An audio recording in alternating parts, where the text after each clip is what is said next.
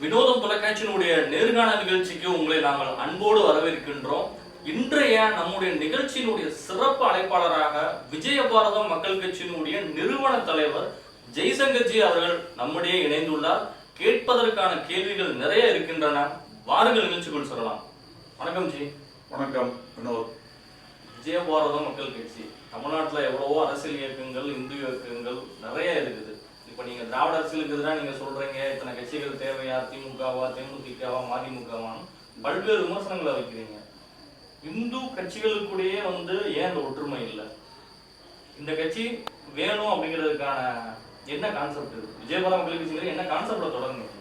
விஜயபாரத மக்கள் கட்சி தொடங்கப்பட்டது நோக்கம் தமிழகத்தில் முழுமையான இந்துத்துவ ஆட்சியை கொண்டு வர வேண்டும் என்பதற்கு தான் இதனுடைய தலையாள நோக்கம். 1986 இந்து இயக்கங்களில் என்னுடைய பயணத்தை தொடங்கினேன். விஸ்வ இந்து பரிஷத், இந்து முன்னணி, RSS போன்ற அமைப்புகள் எல்லாம் இருந்தேன். ஒரு காலத்தில் நான் எம்ஜிஆருடைய ரசிகனாக இருந்தேன் சின்ன வயதில். அதற்கு பின்னால் திராவிடர் கழகம் தனியாக ஒரு பொதுக்கூட்டம் நடத்தினார்கள். அந்த பொதுக்கூட்டத்தில் ஏற்பட்ட பிரச்சனையின் அடிப்படையிலே நான் இந்துத்துவ கொள்கையால் ஈர்க்கப்பட்டு இந்த இந்துத்துவ அரசியலுக்கு வந்தேன். 1988 பாரதிய ஜனதா கட்சியை ஆம்பூரில் தொடங்கினேன். நான் பாரதிய ஜனதா கட்சியை ஆம்பூரில் தொடங்கும் பொழுது தமிழகம் முழுவதும் சுமார் 10 கமிட்டிகள் தான் இருந்தது. 10-15 கமிட்டிகளுக்கு மேல் இல்லை. நாங்கள் தொடர்ச்சியாக பயணித்தோம். அவருடைய பின்னால் பாரதிய ஜனதா கட்சியில் நான் 91 வாணியம்பாடி தொகுதியுடைய வேட்பாளராக நிறுத்தப்பட்டேன். கிட்டத்தட்ட நான் அப்பொழுதே வாணியம்பாடி தொகுதியில் கிட்டத்தட்ட 7000 வாக்குகளை பெற்றோம். ராஜீவ்காந்தி படுகொலை காரணமாக அந்த வாக்குகள் குறைந்தது. இல்லை என்று சொன்னால் அங்கே யார் வெற்றி பெறுவார் என்ற சூழ்நிலையை நிர்ணயிக்கிற சக்தியாக அப்போது நாங்கள் உருவெடுத்திருப்போம். பாரதிய ஜனதா கட்சியில் என்ன பிரச்சனை என்று சொன்னால், இளைஞர்களை அந்த நேரத்தில் அவர்கள் சரியாக பயன்படுத்திக் கொள்ளவில்லை, செயல்பட விடவில்லை. என்னை போன்ற வேகமாக செயல்படுகின்ற இளைஞர்களை தமிழகம் முழுவதும் அவர் சரியாக அவர்களை செயல்பட விடவில்லை. அந்த ஒரு மிகப்பெரிய வருத்தம் இருந்தது. அதற்கு பின்னாலே அவர்கள் அண்ணா திராவிட முன்னேற்ற கழகம், திராவிட முன்னேற்ற கழகம் என்று மாறி மாறி கூட்டணி அமைக்க ஆரம்பித்தார்கள். அந்த கூட்டணி பிடிக்காத காரணத்தினால் நாங்கள் வெளியேறி இந்து மக்கள் கட்சி என்ற அமைப்பை தொடங்கினோம். இந்து மக்கள் கட்சி என்ற அமைப்பை தொடங்கி தொடர்ந்து 14 ஆண்டுகள் அதிலே பயணித்தேன். அதில் இந்து மக்கள் கட்சியில் இருக்கிற தலைவர்களுக்கும் எனக்கும் கருத்து வேறுபாடு ஏற்பட்டது. அந்த அடிப்படையில் ஏனென்று சொன்னால், ஒரு கருத்து என்று ஒரு கொள்கை என்று சொன்னால் அதில் நான் எப்பொழுதுமே சமரசம் செய்து கொள்வதில்லை, சமரசம் செய்து கொள்ள விரும்புவதில்லை. நான் சின்ன வயதிலிருந்து அப்படி வளர்ந்து விட்டேன். அந்த அடிப்படையில் இந்து மக்கள் கட்சியில் ஒரு சில பிரச்சனைகள், அனைவரையும் சந்திக்கிறது, அனைவர்கிட்டையும் பேசுறது, திராவிட இயக்கங்களோட தொடர்பு வச்சுக்கலாம்னு நினைக்கிறது, இது மாதிரி பிரச்சனையெல்லாம் வந்தது. அப்புறம் நித்யானந்தர் பிரச்சனைக்கு அப்புறம் நான் வெளியேறி தனியாக விஜயபாரத மக்கள் கட்சி என்ற அமைப்பை தொடங்கினோம் 2011. அப்போது கூட தமிழகத்தில் இந்துத்துவ அரசியல் உருவாக்க வேண்டும் என்ற நோக்கத்திற்காக அற்புதமான கொள்கையெல்லாம் உருவாக்கி இருக்கிறோம். சமஸ்கிருதத்தை பாரதத்துடைய இணைப்பு மொழியாக, 3வது மொழியாக சமஸ்கிருதத்தை உறுப்பு மொழியாக கொண்டு வர வேண்டும் என்று முதலில் தீர்மானம் போட்டது விஜயபாரத மக்கள் கட்சி தான் 2011. அந்த தேர்தலில் உடனடியாக சட்டமன்ற தேர்தலை சந்திக்க வேண்டிய சூழலில் இருந்த காரணத்தினால் பாரதிய ஜனதா கட்சியோடு கூட்டணி வைத்து குடியாத்தம் தொகுதியிலே போட்டியிட்டோம். அதற்கு முன்னால் பிஜேபி அந்த தொகுதியில் போட்டியிட்டு பெற்ற வாக்கை விட நாங்கள் கூடுதலாக 1000 வாக்குகளை பெற்றோம். அதற்கு பின்னால் தொடர்ச்சியாக 2014 ஒரு பெரிய மாநாடு நடத்தினோம். 2013 டிசம்பரில் ஒரு பெரிய மாநாடு நடத்தினோம். அங்க எங்களுடைய கொள்கையெல்லாம் பிரகடனப்படுத்தினோம் வேலூரில். என்ன என்று சொன்னால், தமிழகத்திலே திராவிட இயக்கங்களுக்கு மாற்றாக விஜயபாரத மக்கள் கட்சி மட்டும்தான் வர முடியும் என்ற ஒரு சூழ்நிலையை அங்கே பிரகடனப்படுத்தினோம். ஏனென்று சொன்னால், பாரதிய ஜனதா கட்சிக்கு அது தேசிய கட்சி, அவர்களுக்குள்ளே நிறைய பிரச்சனை, கருத்து வேறுபாடுகள் இருக்கிறது. கர்நாடகத்திலே ஆட்சியில் இருக்கும் பொழுது அங்கே எடையூரப்பா தண்ணீர் விடமாட்டேன் என்று சொல்கிறார். இங்கே அந்த பிரச்சனை, காவேரி பிரச்சனை தலைவிரித்து ஆடிக்கொண்டிருக்கிறது. இங்கு ஆந்திராவிலே பிரச்சனைகள், பாலாறு பிரச்சனை இருந்தது, இப்படி முல்லை பெரியாறு பிரச்சனை கேரளத்திலே. ஆனால் அவங்க தேசிய கட்சி என்பதால் அவங்க எல்லாத்தையும் அனுசரித்து போக வேண்டிய சூழ்நிலையில் இருக்கிறார்கள். அது மட்டும் இல்லை, அவர்களும் காங்கிரஸ் போல அதிமுக திமுகவில் சவாரி செய்ய கற்றுக்கொண்டார்கள். ஆகையால் தான் தமிழகத்திலே முழுமையான ஒரு இந்துத்துவ சக்தியை உருவாக்கி இந்த திராவிட இயக்கங்களுக்கு மாற்றாக, இது திராவிட பூமி, அதை யாரும் மறுக்க முடியாது. நிறைய பேருக்கு இந்த இப்போ இந்துத்துவா பேசுறவங்களுக்கு நிறைய பேருக்கு இது திராவிட பூமி என்பது தெரியவில்லை. ஒரிசாவிலிருந்து ஆரம்பித்து மகாராஷ்டிராவினுடைய ஒரு பகுதி வரை இந்த இந்த கடல் சார்ந்த பகுதிக்கு பஞ்ச திரவிடங்கள் என்று பெயர். இந்த பஞ்ச திரவிடங்களே அவரு அந்த பெயரின் அடிப்படையிலே அவங்க திராவிடர் கழகம், திராவிட முன்னேற்ற கழகம், அனைத்து இந்திய அண்ணா திராவிட முன்னேற்ற கழகம் என்று வந்து விட்டார்கள். ஆகையால் திராவிடத்தை வேறு இருப்பதில்லை எங்களுடைய நோக்கம். திராவிட கட்சிகளுக்கு சாவுமணி அடிப்பது எங்களுடைய நோக்கம். இது பாரதிய ஜனதா கட்சியால் செய்ய முடியுமா என்று சொன்னால் கண்டிப்பாக செய்வதற்கான வாய்ப்பே இல்லை என்றுதான் நான் சொல்லுவேன். இதுவரைக்கும் இல்லை. அப்போ பாஜக நீங்க ஆதரிக்கவே இல்லை. பாரதிய ஜனதா கட்சியை நாங்கள் ஆதரித்திருக்கிறோம். நாங்கள் ஆதரிக்கவில்லை என்று சொல்லவில்லையே. தேசிய அளவில் பிஜேபியை நாங்கள் ஆதரிக்கிறோம், வேற வழி இல்லை. நாங்கள் தேசிய கட்சி ஆரம்பிக்கவில்லை. நாங்கள் தமிழகத்தில் ஒரு மாற்றம் கொண்டு வருகிறோம். தமிழகத்திலேயே பாஜகவுக்கும் உங்களுக்கும் நல்ல அண்டர்ஸ்டாண்டிங்ல நீங்க வெளியேறீங்க. ஆமா. ஆனா தேசிய அளவுல பாஜகவை ஆதரிப்பேன், தமிழ்நாட்டுல ஆதரிக்கலன்னா என்ன அர்த்தம்? அது இந்த கம்யூனிஸ்டுகள் பண்ற மாதிரி கேரளாவில் ஆதரிப்போம், தமிழ்நாட்டுல ஆதரிக்க இல்ல, அப்படி இல்லைங்க, அப்படி இல்லைங்க. நாங்க தேசிய அளவில் ஆதரிக்கிறோம். தமிழ்நாட்டுல பாரதிய ஜனதா கட்சியுடைய செயல்பாடுகள் சரியில்லை என்றுதான் நாங்க வெளியே வந்திருக்கோம். அவங்க வேகமாக செய்யல. நானும் சொல்றேன், அப்பேற்பட்ட கட்சியை வந்து நீங்க தேசிய அளவில் ஆதரிச்சு என்ன பண்ண போறீங்க? இங்க இருக்கிற எம்பி தான் அங்கேயும் போக போறோம். இல்லைங்க, தமிழ்நாட்டு அரசியல் களம் என்பது வேறு. இந்த அதிமுக திமுக அக்டோபஸ் மாதிரி, இது இல்லாத துறைகளே கிடையாது, இது இல்லாத இடங்களே கிடையாது. இது எல்லாமே எல்லா பினாமிகளை உருவாக்கி இந்த கட்சி இவங்க ரெண்டு பேரை தவிர்த்து வேறு யாரும் இங்க வரக்கூடாதுன்றதுல அவங்க ரொம்ப தெளிவா இருக்காங்க. எம்ஜிஆருக்கு பின்னால் தேசிய எண்ணங்கள் அதிமுகவில் குறைந்து விட்டது. என்னோட கேள்வி வந்து தேசிய அளவுல வந்து நாங்க பாஜகவை ஆதரிக்கிறோம். ஆமா. நீங்க போய் பக்கத்து சைடுல போய் ஓட்டு போட போறீங்களா? கிடையாது. இதே வேலுத்துறையில தான் ஓட்டு போட போறீங்க. ஆமா. அப்ப இங்க இருக்கிற இதே பாஜக தானே டெல்லிக்கு போக போறான். உறவுக்கு கை கொடுப்போம், உரிமைக்கு குரல் கொடுப்போம். இதுதான் பிஜேபி, இதுதான் விஜயபாரத மக்கள் கட்சியினுடைய தமிழகத்தினுடைய அணுகுமுறை. அகில இந்திய அளவுல பாரதிய ஜனதா கட்சியோட வேகமா இந்துத்துவா பேசுற கட்சி அல்லது செயல்படுத்துற கட்சி வந்தா அதை ஆதரிப்போம், அதை ஆதரிச்சு போறோம். அவ்வளவுதான். அப்படி இந்த ஒரு கட்சி வரவே இல்லை இதுவரைக்கும் வரல. உண்மை, அதை ஏற்றுக்கொள்ள வேண்டும். சரி, இப்ப வந்து திராவிட பூமிங்கிறீங்க, ஆர்எஸ்எஸ் வந்து அதை ஏத்துக்கிறதா? இது வந்து திராவிட நாடுன்னு. ஆமா, ஏற்றுக்கொள்கிறார்களே. எனக்கு அவங்கதான் பாடம் சொல்லி கொடுத்தாங்க. நான் ஆர்எஸ்எஸ் என்ற பெரிய பல்கலைக்கழகத்திலே படித்தவன் தான்.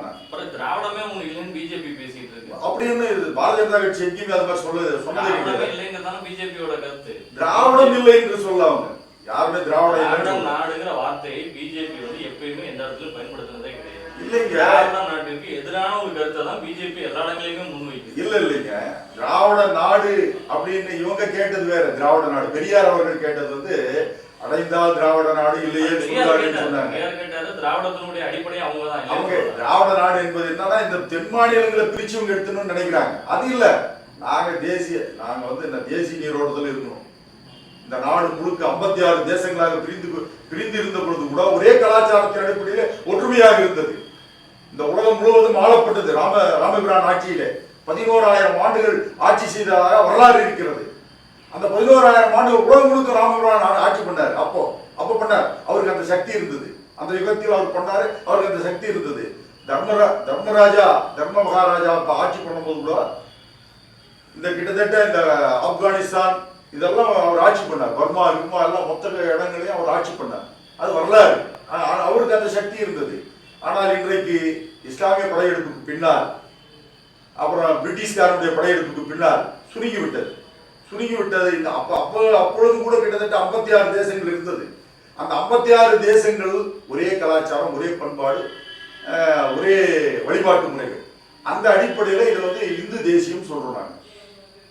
இது திராவிட பூமி தான். ஒவ்வொரு இடத்துக்கும் ஒவ்வொரு பேர் இருக்கு. இப்போ வடக்கு போனீங்கன்னா காஷ்மீருக்கு ஒரு பேர் இருக்கு. மேற்கே போனீங்கன்னா இதுக்கு பஞ்சாபுக்கு ஒரு பேர் இருக்கு. இப்படி அந்தந்த அசாமுக்கு போனீங்கன்னா அங்கே வடகிழக்கு மாநிலங்களுக்கு போனால் அதுக்கு ஒரு பேர் இருக்கு. இப்படி வந்து புராண கதைகளில், புராண காலங்களில் இதற்கு தனித்தனி பேர் இருக்கு. அப்போ இது பஞ்ச திராவிடமா இருக்கு. இந்த பகுதிக்கு பஞ்ச திராவிடம் என்று பெயர். அதுதான் நாங்க சொல்றோம். பாரதிய ஜனதா கட்சி திராவிடம் என்ற வார்த்தையை சொல்லலன்னு சொல்லாதீங்க. அது சொல்லி கொடுத்ததுனாலதான் நான் சொல்றேன்.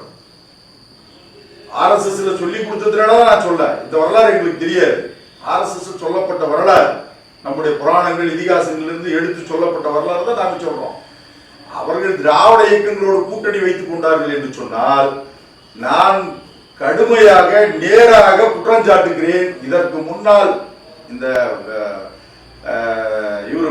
திரு நரேந்திர மோடி அவர்கள் திரு அமித்ஷாவுக்கு முன்னால் இருந்த தலைமை எல்லாம் தமிழகத்தை கண்டு கொள்ளாமல் விட்டுவிட்டது. ஆமா, உண்மை அது. நான் வெளிப்படையா குற்றச்சாட்டு வைக்கிறேன். மோடி கரெக்டா பண்றாரு. ஆமா, இப்போ அவர் இதை அமித்ஷா சரியா பண்ணதா நான் நினைக்கிறேன், உணர்றேன். இந்த இடத்த அமித்ஷா சரியா பண்ணணும்னு ஏதோ முயற்சி எடுத்திருக்காரு, அதுக்காக பாராட்டுறோம். அதனால இளைஞர்களை நோக்கி பாரதிய ஜனதா கட்சி என்ற ஒரு சூழ்நிலையை சொல்லியிருக்கிறார், அதை வரவேற்கிறோம். ஆனால் தமிழகத்திலே மீண்டும் அவர்கள் குதிரை சவாரி செய்வதை நாங்கள் வன்மையாக கண்டிக்கிறோம். இது ஏற்றுக்கொள்ள முடியாது. தமிழகத்திலே மாற்று அணி வேண்டும், அதை பாரதிய ஜனதா கட்சி செய்ய வேண்டும். அது எப்பேர் பாடுபட்டாலும் பிஜேபி செய்ய வேண்டும். வருகின்ற சட்டமன்ற தேர்தலில் பிஜேபிக்கு ஆட்சி அமைக்க வேண்டும். அப்படி இல்லை என்று சொன்னால் விஜயவாத மக்கள் கட்சி 234 தொகுதிகளும் கண்டிப்பாக இந்துத்துவாவை முன்னிறுத்தி கண்டிப்பாக வேட்பாளரை போட்டி போடுவோம். இவ்வளவு பெரிய கோரிக்கையை வைக்கிற நீங்க எதுக்கு தனியா ஒரு கட்சியை, விஜயவாத மக்கள் கட்சி ஒரு கட்சியை தொடங்கி இவ்வளவு வேலை பார்க்கறதுக்கு நீங்க பிஜேபியில போய் அணைஞ்சிடலாமா? எங்களுடைய கோரிக்கையை அவர்கள் முழுமையாக ஏற்றுக்கொள்ளட்டும், அதற்கு பின்னால் அதை பற்றி சிந்திப்போம். இது வரைக்கும் உங்க கோரிக்கையே காது கொடுத்தே கேட்காத பிஜேபி தமிழ்நாட்டில் ஆட்சி அமைக்கணும் மட்டும் எதுக்கு சொல்றீங்க? இன்றைக்கு சூழல் நல்லா இருக்கு. இன்னைக்கு இருக்கிற சூழ்நிலை தமிழகத்துல அருமையான சூழல் நல்லா இருக்குன்னு இணைஞ்சிடலாம்ல. இணையறது நாங்க அங்க போய் பிரிவுகளா இந்து மக்கள் கட்சி, விஜயபாரத மக்கள் கட்சி இவ்வளவு இந்து மக்கள் தனியா நின்று தேர்தலை சந்திக்கிறதுக்கு ஒரே பிஜேபியோட போய் சேர்ந்துடலாம்ல. அதற்கான வாய்ப்பு அவங்க உருவாக்கி கொடுக்கணும். ஒண்ணு. ரெண்டாவது இன்றைக்கு இவங்க என்ன முடிவு எடுக்கிறான்னு புரியலையே. அமித்ஷா ஏதோ ஒரு சரியான கோணத்தை நோக்கி போறாருன்னு நாங்க நினைச்சிட்டு இருக்கோம். ஆனா அவங்க என்ன முடிவு எடுக்க போறான்னு பொறுத்து இருந்தானே போகணும். இப்போ கொஞ்ச நாளைக்கு முன்ன குஷ்பு அவர்கள் சேர்ந்தாரு கட்சியில. அந்த மாதிரி தெளிவா சொல்றாங்க, தெளிவா தன்னுடைய கொள்கையை பிரகடனப்படுத்துறாங்க. என்ன பிரகடனப்படுத்துறாங்க? நான் இன்றைக்கு கூட பெரியாரின் சீடர் தான், நான் கட்சி தான் மாறி இருக்கிறேன், என் கொள்கையில் மாற்றம் கிடையாது என்று சொல்கிறார்கள். இதை நாங்கள் கண்டிக்கிறோம், இதை நாங்கள் ஏற்றுக்கொள்ளவில்லை. அதே போல இப்போ ஒரு வாய்ப்பு பாரதிய ஜனதா கட்சிக்கு கிடைத்திருக்கிறது. நாங்கள் இது இத்தனை நாட்கள் 2014 இருந்து பிஜேபி ஆட்சி இருந்ததுனால நாங்கள் கொஞ்சம் அடக்கி வாசிச்சோம். சரி, ஏதோ இவங்க ஆட்சி பண்றாங்க, முழு மெஜாரிட்டியோட வந்திருக்காங்க, ஏதாவது பண்ணுவாங்கன்னு எதிர்பார்த்தோம். ஆனா நாங்க எதிர்பார்த்தல ஒரு சில விஷயங்கள் நடந்திருக்கு, அதை வரவேற்கிறோம், பாராட்டுகிறோம். காஷ்மீருக்கு தனி அந்தஸ்து ரத்து, அதற்காக நான் 35 வருஷமா போராடிட்டு இருக்கேன், அதுக்காக சந்தோஷப்படுறேன். அயோத்தி பிரச்சனைக்கு ஒரு முற்றுப்புள்ளி, அதுக்காக சந்தோஷப்படுறேன். தேசிய கல்விக் கொள்கை திட்டம், அதை வரவேற்கிறோம், பாராட்டுகிறோம், ஏற்றுக்கொள்கிறோம். அப்புறம் தேசிய மக்கள் தொகை பதிவேடு, இந்த மாதிரி குடியுரிமை சட்டம், இந்த மாதிரி விஷயங்கள் எல்லாம் வரவேற்கிறோம். அந்த நிலை தமிழகத்திலே அவர்கள் கொண்டு வர வேண்டும் என்று ஆசைப்படுகிறோம். அந்த ஆசை நிராசையாய் ஆனால் பாரதிய ஜனதா கட்சி நாங்கள் எதிர்ப்பதற்கு தயாராக. Khushbu, Gayathri Raghuram, power star, directors நிறைய பேர் பிஜேபி இணைகிறாங்க. இதை நீங்க வரவேற்கிறீங்களா, எதிர்க்கிறீங்களா? கண்டிப்பாக வரவேற்கிறோம். ஆனால் அவர்கள் பாரதிய ஜனதா கட்சி கொள்கையை ஏற்றுக்கொண்டு வரணும். உள்ள அவங்களுக்கு ஒரு கொள்கையை வச்சிருக்க வரக்கூடாது. என் கட்சியில இருக்கிறவரு என்னுடைய கொள்கையை, என்னுடைய கட்சியினுடைய கொள்கையை ஏற்றுக்கொண்டு சொல்லிட்டீங்க. நீங்களே தெளிவா சொல்லிட்டீங்க. நான் இன்னமும் பெரியாருடைய சிலர் தான் குஷ்புவே வெளிப்படையா பத்திரிகையாளர் சந்திப்புல சொல்றாங்க. அப்பேற்பட்ட குஷ்புவை பாஜக ஏற்றுக்குச்சு. அதுக்கு பின்னால் குஷ்பு அவர்கள் ஒரு ஸ்டேட்மெண்ட் கொடுத்துருக்காங்க. என்னன்னா, எனக்கு 50 வயசாகி போச்சு, இப்ப பக்குவப்பட்டிருக்கேன், இதற்கு பின்னால் அவங்க கொள்கையெல்லாம் தெரிஞ்சுட்டு அதுக்கு தகுந்த மாதிரி நடந்துக்கொண்ட ஒரு ஸ்டேட்மெண்ட் கொடுத்துருக்காங்க அந்த அம்மா. ஆனா நான் இருக்கிற வரை விசுவாசமாக இருப்பேன்னு சொல்லியிருக்காங்க. அந்த அம்மா எத்தனை நாளைக்கு பிஜேபியில இருப்பாங்கன்னு தெரியாது. குஷ்புக்கெல்லாம் யாரும் அங்கீகாரம் அவங்களுக்கு இத்தனை நாள் இருப்பாங்கன்னு யாரும் அறுதிட்டு சொல்ல முடியாது. அயோத்தியில ராமர் கோயில் வேணும் அப்படின்னு சொல்லிட்டு யாராச்சும் ஒருத்தர் போய் திமுக சேர முடியுமா? இல்ல திமுக தலைமை ஏத்துக்கணுமா? கண்டிப்பா ஏத்துக்காது. அப்ப பிஜேபியில கொள்கையே தேவையில்லை, யாருனாலும் எப்படினாலும் போய் சேர்ந்துக்கலாம், எப்படினாலும் பேசிக்கலாம். அப்புறம் என்ன நீங்க தேசிய நீரோட்டத்துல இணைய போறீங்க? எதுக்கு தேசிய அரசியல பேசுறீங்க? இந்து சிந்தனைங்கிறத பத்தி பேசுறீங்க. இதற்கு பாஜக இல்லாத ஒரு கட்சியா மாறிடுச்சா பிஜேபி? இல்ல, இதுக்கு பாஜக தலைமை தான் பதில் சொல்லணும். நான் இதுக்கு பதில் சொல்லக்கூடாது. நான் எதிர்பார்க்கிறோம். நான் என்னுடைய எதிர்பார்ப்பு என்னன்னா, தமிழகத்துல ஒரு வெற்றிடம் பாஜக தான் ஆட்சிக்கு வரணுங்கிறது விஜயபாரத மக்கள் கட்சியோடைய ஒரு கருத்தா இருக்கு. அப்ப அந்த கட்சி வந்து ஒரு அடிப்படையாவே ஒரு விஷயம் பண்ணலைங்கிறப்ப நீங்க அதை கேள்வி இல்லைங்க. அதனால கேள்வி கேட்டிருக்கோம். நாங்க ஸ்டேட்மெண்ட் கொடுத்துருக்கோம். பிஜேபிக்கு வந்து பாருங்க, குஷ்பு வந்து பிஜேபி சேர்ந்தது நாங்க வரவேற்கிறோம். அதுல எந்த மாற்று கருத்தும் எங்களுக்கு கிடையாது. ஆனால் அந்த அம்மா வந்து பிஜேபி கொள்கைகளை ஏற்றுக்கொண்டவராக இருக்க வேண்டும். அதை நாங்கள் வரவேற்கிறோம். அந்த மாதிரி கொள்கையை ஏற்றுக்கலன்னு சொல்லும் போது நாங்க எதிர்த்து ஸ்டேட்மெண்ட் கொடுத்துருக்கோம். பிஜேபியோட கொள்கை தான் என்ன? இந்துத்துவாவுடைய கொள்கை தான் அரசியலுக்குள்ள இந்துத்துவோட கொள்கை தான் என்ன? இந்துத்துவா என்பதே ஒரு ஜனநாயகம் தான். இந்துத்துவா ஜனநாயகம். ஆமா, இந்துத்துவா தான் உண்மையான ஜனநாயகம். மற்றதெல்லாம் போலி ஜனநாயகம். இதெல்லாம் என்ன சொல்ல வருது? இந்துத்துவா எல்லாருக்கும் சமதர்ம சமுதாயம். ராமராஜ்யம் என்ன எப்படி இருந்தார்? ராமர் அனைவரையும் ஏற்றுக்கொண்டார், அனைவரையும் அரவணைத்து வாழ்ந்தார். அவருடைய சலவை தொழிலாளி, அவருடைய ஆட்சியில் ஒரு சலவை தொழிலாளி. அந்த சலவை தொழிலாளி ஒரு மன்னனை பற்றி தவறாக விமர்சனம் செய்கிறார். யார்? ராமனை பற்றி, அந்த சக்கரவர்த்தியை பற்றி. உடனே தன்னுடைய மனைவி அவனையே திருப்திப்படுத்த வேண்டும் என்பதற்காக தன் மனைவியை பிரிந்து வாழ்கிறார் ராமபிரான். இது வரலாறு. அது போல வந்து இந்துத்துவம் என்பதே ஜனநாயகம் தான். ஜனநாயகம் தான், சமதர்மம் தான் சொல்றீங்க. திருமாவளவன் வந்து ரொம்ப பெரிய அளவுல குற்றச்சாட்டை வைக்கிறாரு. மனு தர்மங்கிறது வந்து தேவையில்லாது. இதுவே ஒரு பெண்ணடிமைத்தனம். இதுவே பெண்ணுக்கான கல்வி உரிமையே வந்து பாதிக்குது. ஒரு பெண் வந்து சுயமா வந்து ஒரு இல்லற வாழ்க்கைக்குள்ளேயே போக முடியாத ஒரு இதை வந்து கிரியேட் பண்ணிட்டு இருக்குது மனு தர்மம். நிம்மதியாவே வாழ முடியாத அளவுக்கு வந்து ஒரு விஷயத்தை கிரியேட் பண்ணுதுன்னு சொல்றாரு திருமாவளவன். ரொம்ப தெளிவாக தான் சொல்றாரு. அவரும் பெண்ணடிமையெல்லாம் கூடாதுன்னு தான் சொல்றாரு. 1920லயே இந்த இந்துத்துவ கொள்கைக்கு எதிராக அன்னைக்கு பெரியாரே போராடி வாங்கி கொடுத்த ஒரு விடுதலையை வந்து இன்னைக்கும் பழையபடி வந்து 2000 ஆண்டுகளுக்கு முன்னாடி வந்து பின்னோக்கி வந்து கொண்டு போறாங்க. தமிழகத்துல விழுந்துடாதீங்கன்னு சொல்றாரு. இல்ல தமிழகத்துல மட்டும்தான் பெரியார் மகளிரை இழிவுபடுத்துறதுதான் வந்து இந்து சமுதாயத்தினுடைய மனு தர்மம் அப்படிங்கிறது. அப்படின்னா அவர் இந்து சமுதாயத்தை பத்தி அவருக்கு சரியா தெரியாது, இந்து தர்மத்தை பத்தி சரியா தெரியாது, சனாதன தர்மத்தை பத்தி சரியா தெரியாது, சரியாக தெரியல, அவர் தெரிஞ்சுக்கல. சனாதன தர்மத்தை பத்தி அதுதான் சரியா தெரியல. தெரிந்தவர்களே இதான் சொல்லியிருக்காங்க. இல்ல யார் சொல்லுங்க? சனாதன தர்மத்தை பற்றி தெரிந்தவர்கள் இவர்கள். இந்த பிரச்சனையில இருந்து இப்ப மனு தர்மத்தை பத்தி அவர் பேசுறார், மனுஸ்மிருதியை பத்தி பேசுறாரு. அந்தணர்கள் வந்து மனுஸ்மிருதியை பத்தி இல்ல மனுஸ்மிருதியை பத்தி பேசுறாரு. பாருங்க, இந்து சமுதாயத்துல என்ன விஷயம் சொன்னா 12 ஆண்டுகளுக்கு ஒரு முறை, அந்த காலத்திலே புராண காலங்களிலே இதிகாச காலங்களிலே 12 ஆண்டுகளுக்கு ஒரு முறை எல்லா துறவிகள், அறிவுஜீவிகள், ரிஷிகள், முனிவர்கள், ஞானிகள், அரசர்கள் எல்லாம் ஒரு இடத்துல ஒன்று கூடி, நைமிஷியார் என்ன பேர் அதுக்கு, ஒன்று கூடி அந்த இடத்துல வந்து அடுத்த 12 ஆண்டுகளுக்கு முன்னா இந்த சட்டம் எப்படி நடைமுறையில் இருந்தது, இந்த சட்டம் சரியா சரியில்லையா அதை ஆய்வு செய்து அதற்கு அடுத்த வருகின்ற 12 ஆண்டுகளுக்கு ஒரு சட்டத்திட்டத்தை வகுப்பாங்க.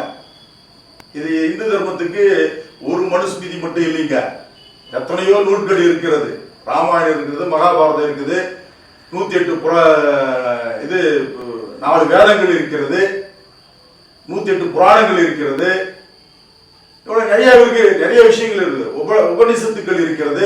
இந்த பக்கம் தமிழ் எடுத்தீங்கன்னா தேவாரம், திருவாசகம், இது அகநானூறு, புறநானூறு, தொல்காப்பியம், இப்படி நிறைய விஷயங்கள் இருக்கு. எல்லாமே இருக்கு. இதை முழுமையாக திருமாவளவன் முதல்ல படிச்சு தெரிஞ்சுக்கணும். திருமாவளவன் ஒடுக்கப்பட்ட மக்களுடைய தலைவரா, ஒரு தமிழின தலைவர்கள ஒருத்தர். அவர் ஒடுக்கப்பட்ட மக்கள் தலைவர் கிடையாது, மக்களுக்காக போராட்டம் இருக்கிறவரு. இல்ல இது மாதிரி இந்து அமைப்புகளை எதிர்க்கிறதுனால அவருக்கு என்ன கிடைக்கும்? இல்லைங்க, அவரு இந்து மதத்துக்கு ஏதாவது ஒரு கருத்தை வைக்க போறதுனால அவருக்கு என்ன கிடைக்க போகுது? அவர் ஒடுக்கப்பட்ட மக்களின் தலைவர் கிடையாது. அவர் தன்னை தலைவராக முன்னிறுத்தி கொண்டு சொல்ல வேண்டும் என்ற ஒரே காரணத்திற்காக அவர் வந்து என்ன கேட்டா அவர் யாருடைய தலைவர்னா இன்னைக்கு இஸ்லாமியர்களுக்கு கிறிஸ்தவர்களுக்கு தான் தலைவர். ஒடுக்கப்பட்ட மக்கள் சொல்ற ஆதிதிராவிட சமுதாயத்தை சேர்ந்தவர்கள். சிறுத்தைகள் கட்சிக்குள்ள ஒரு வாக்கு வங்கி இந்து அரசியல் கட்சிகளுக்கு கிடையாது. அதை ஏற்றுக்கிறீங்களா? இல்ல, மறுக்கிறேன், கண்டிப்பா மறுக்கிறேன். இன்றைக்கு நினைத்தால் பாரதிய ஜனதா கட்சி தமிழகத்திலே ஆட்சியை பிடிக்க முடியும். திருமாவளவனால தொகுதி தனியா, திருமாவளவன் தைரியம் தான் தனியா இருந்து பார்க்கணும். தொகுதிக்கு 5000 ஓட்டு கூட வாங்க முடியாது. அவங்க கடைசியா ஒரு எம்எல்ஏ வந்து ஜெயிச்சதே திமுகவோட தயவால தான். அதுக்கப்புறம் இது வரைக்கும் எந்த தேர்தலிலும் நீங்க ஒரு சீட்டு கூட வாங்க முடியும். அதை பத்தி நீங்க கவலைப்படாதீங்க. நீங்க அதை பத்தி ஒரு சீட்டு கூட வாங்க முடியாத ஒரு அரசியல் இயக்கம் வந்து 234 தொகுதியில ஜெயிக்கிறது காமெடி கிடையாது, சீரியஸ். உண்மையை சொல்றேன். இன்றைக்கு இருக்கிற சூழல் ஒரு இது கால்பந்து ஆட்டம் நடக்குது, இந்த அணி எப்பயுமே கோலே அடிக்கலப்பா அப்படின்னு சொல்றான்.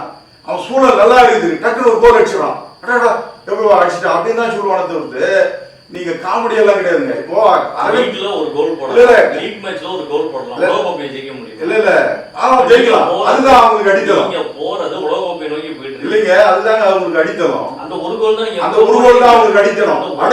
அடுத்த ஒன்லே எச்ராஜா மாதிரி ஆளுங்கெல்லாம் ஜெயிச்சிட்டாங்களே அப்பவே, அதுக்கப்புறம் ஏன் அவங்களால வந்து அதுக்கப்புறம் ஜெயிக்கவே முடியல? எங்களால இல்லைங்க, பாரதிய ஜனதா கட்சியால ஜெயிக்க முடியல.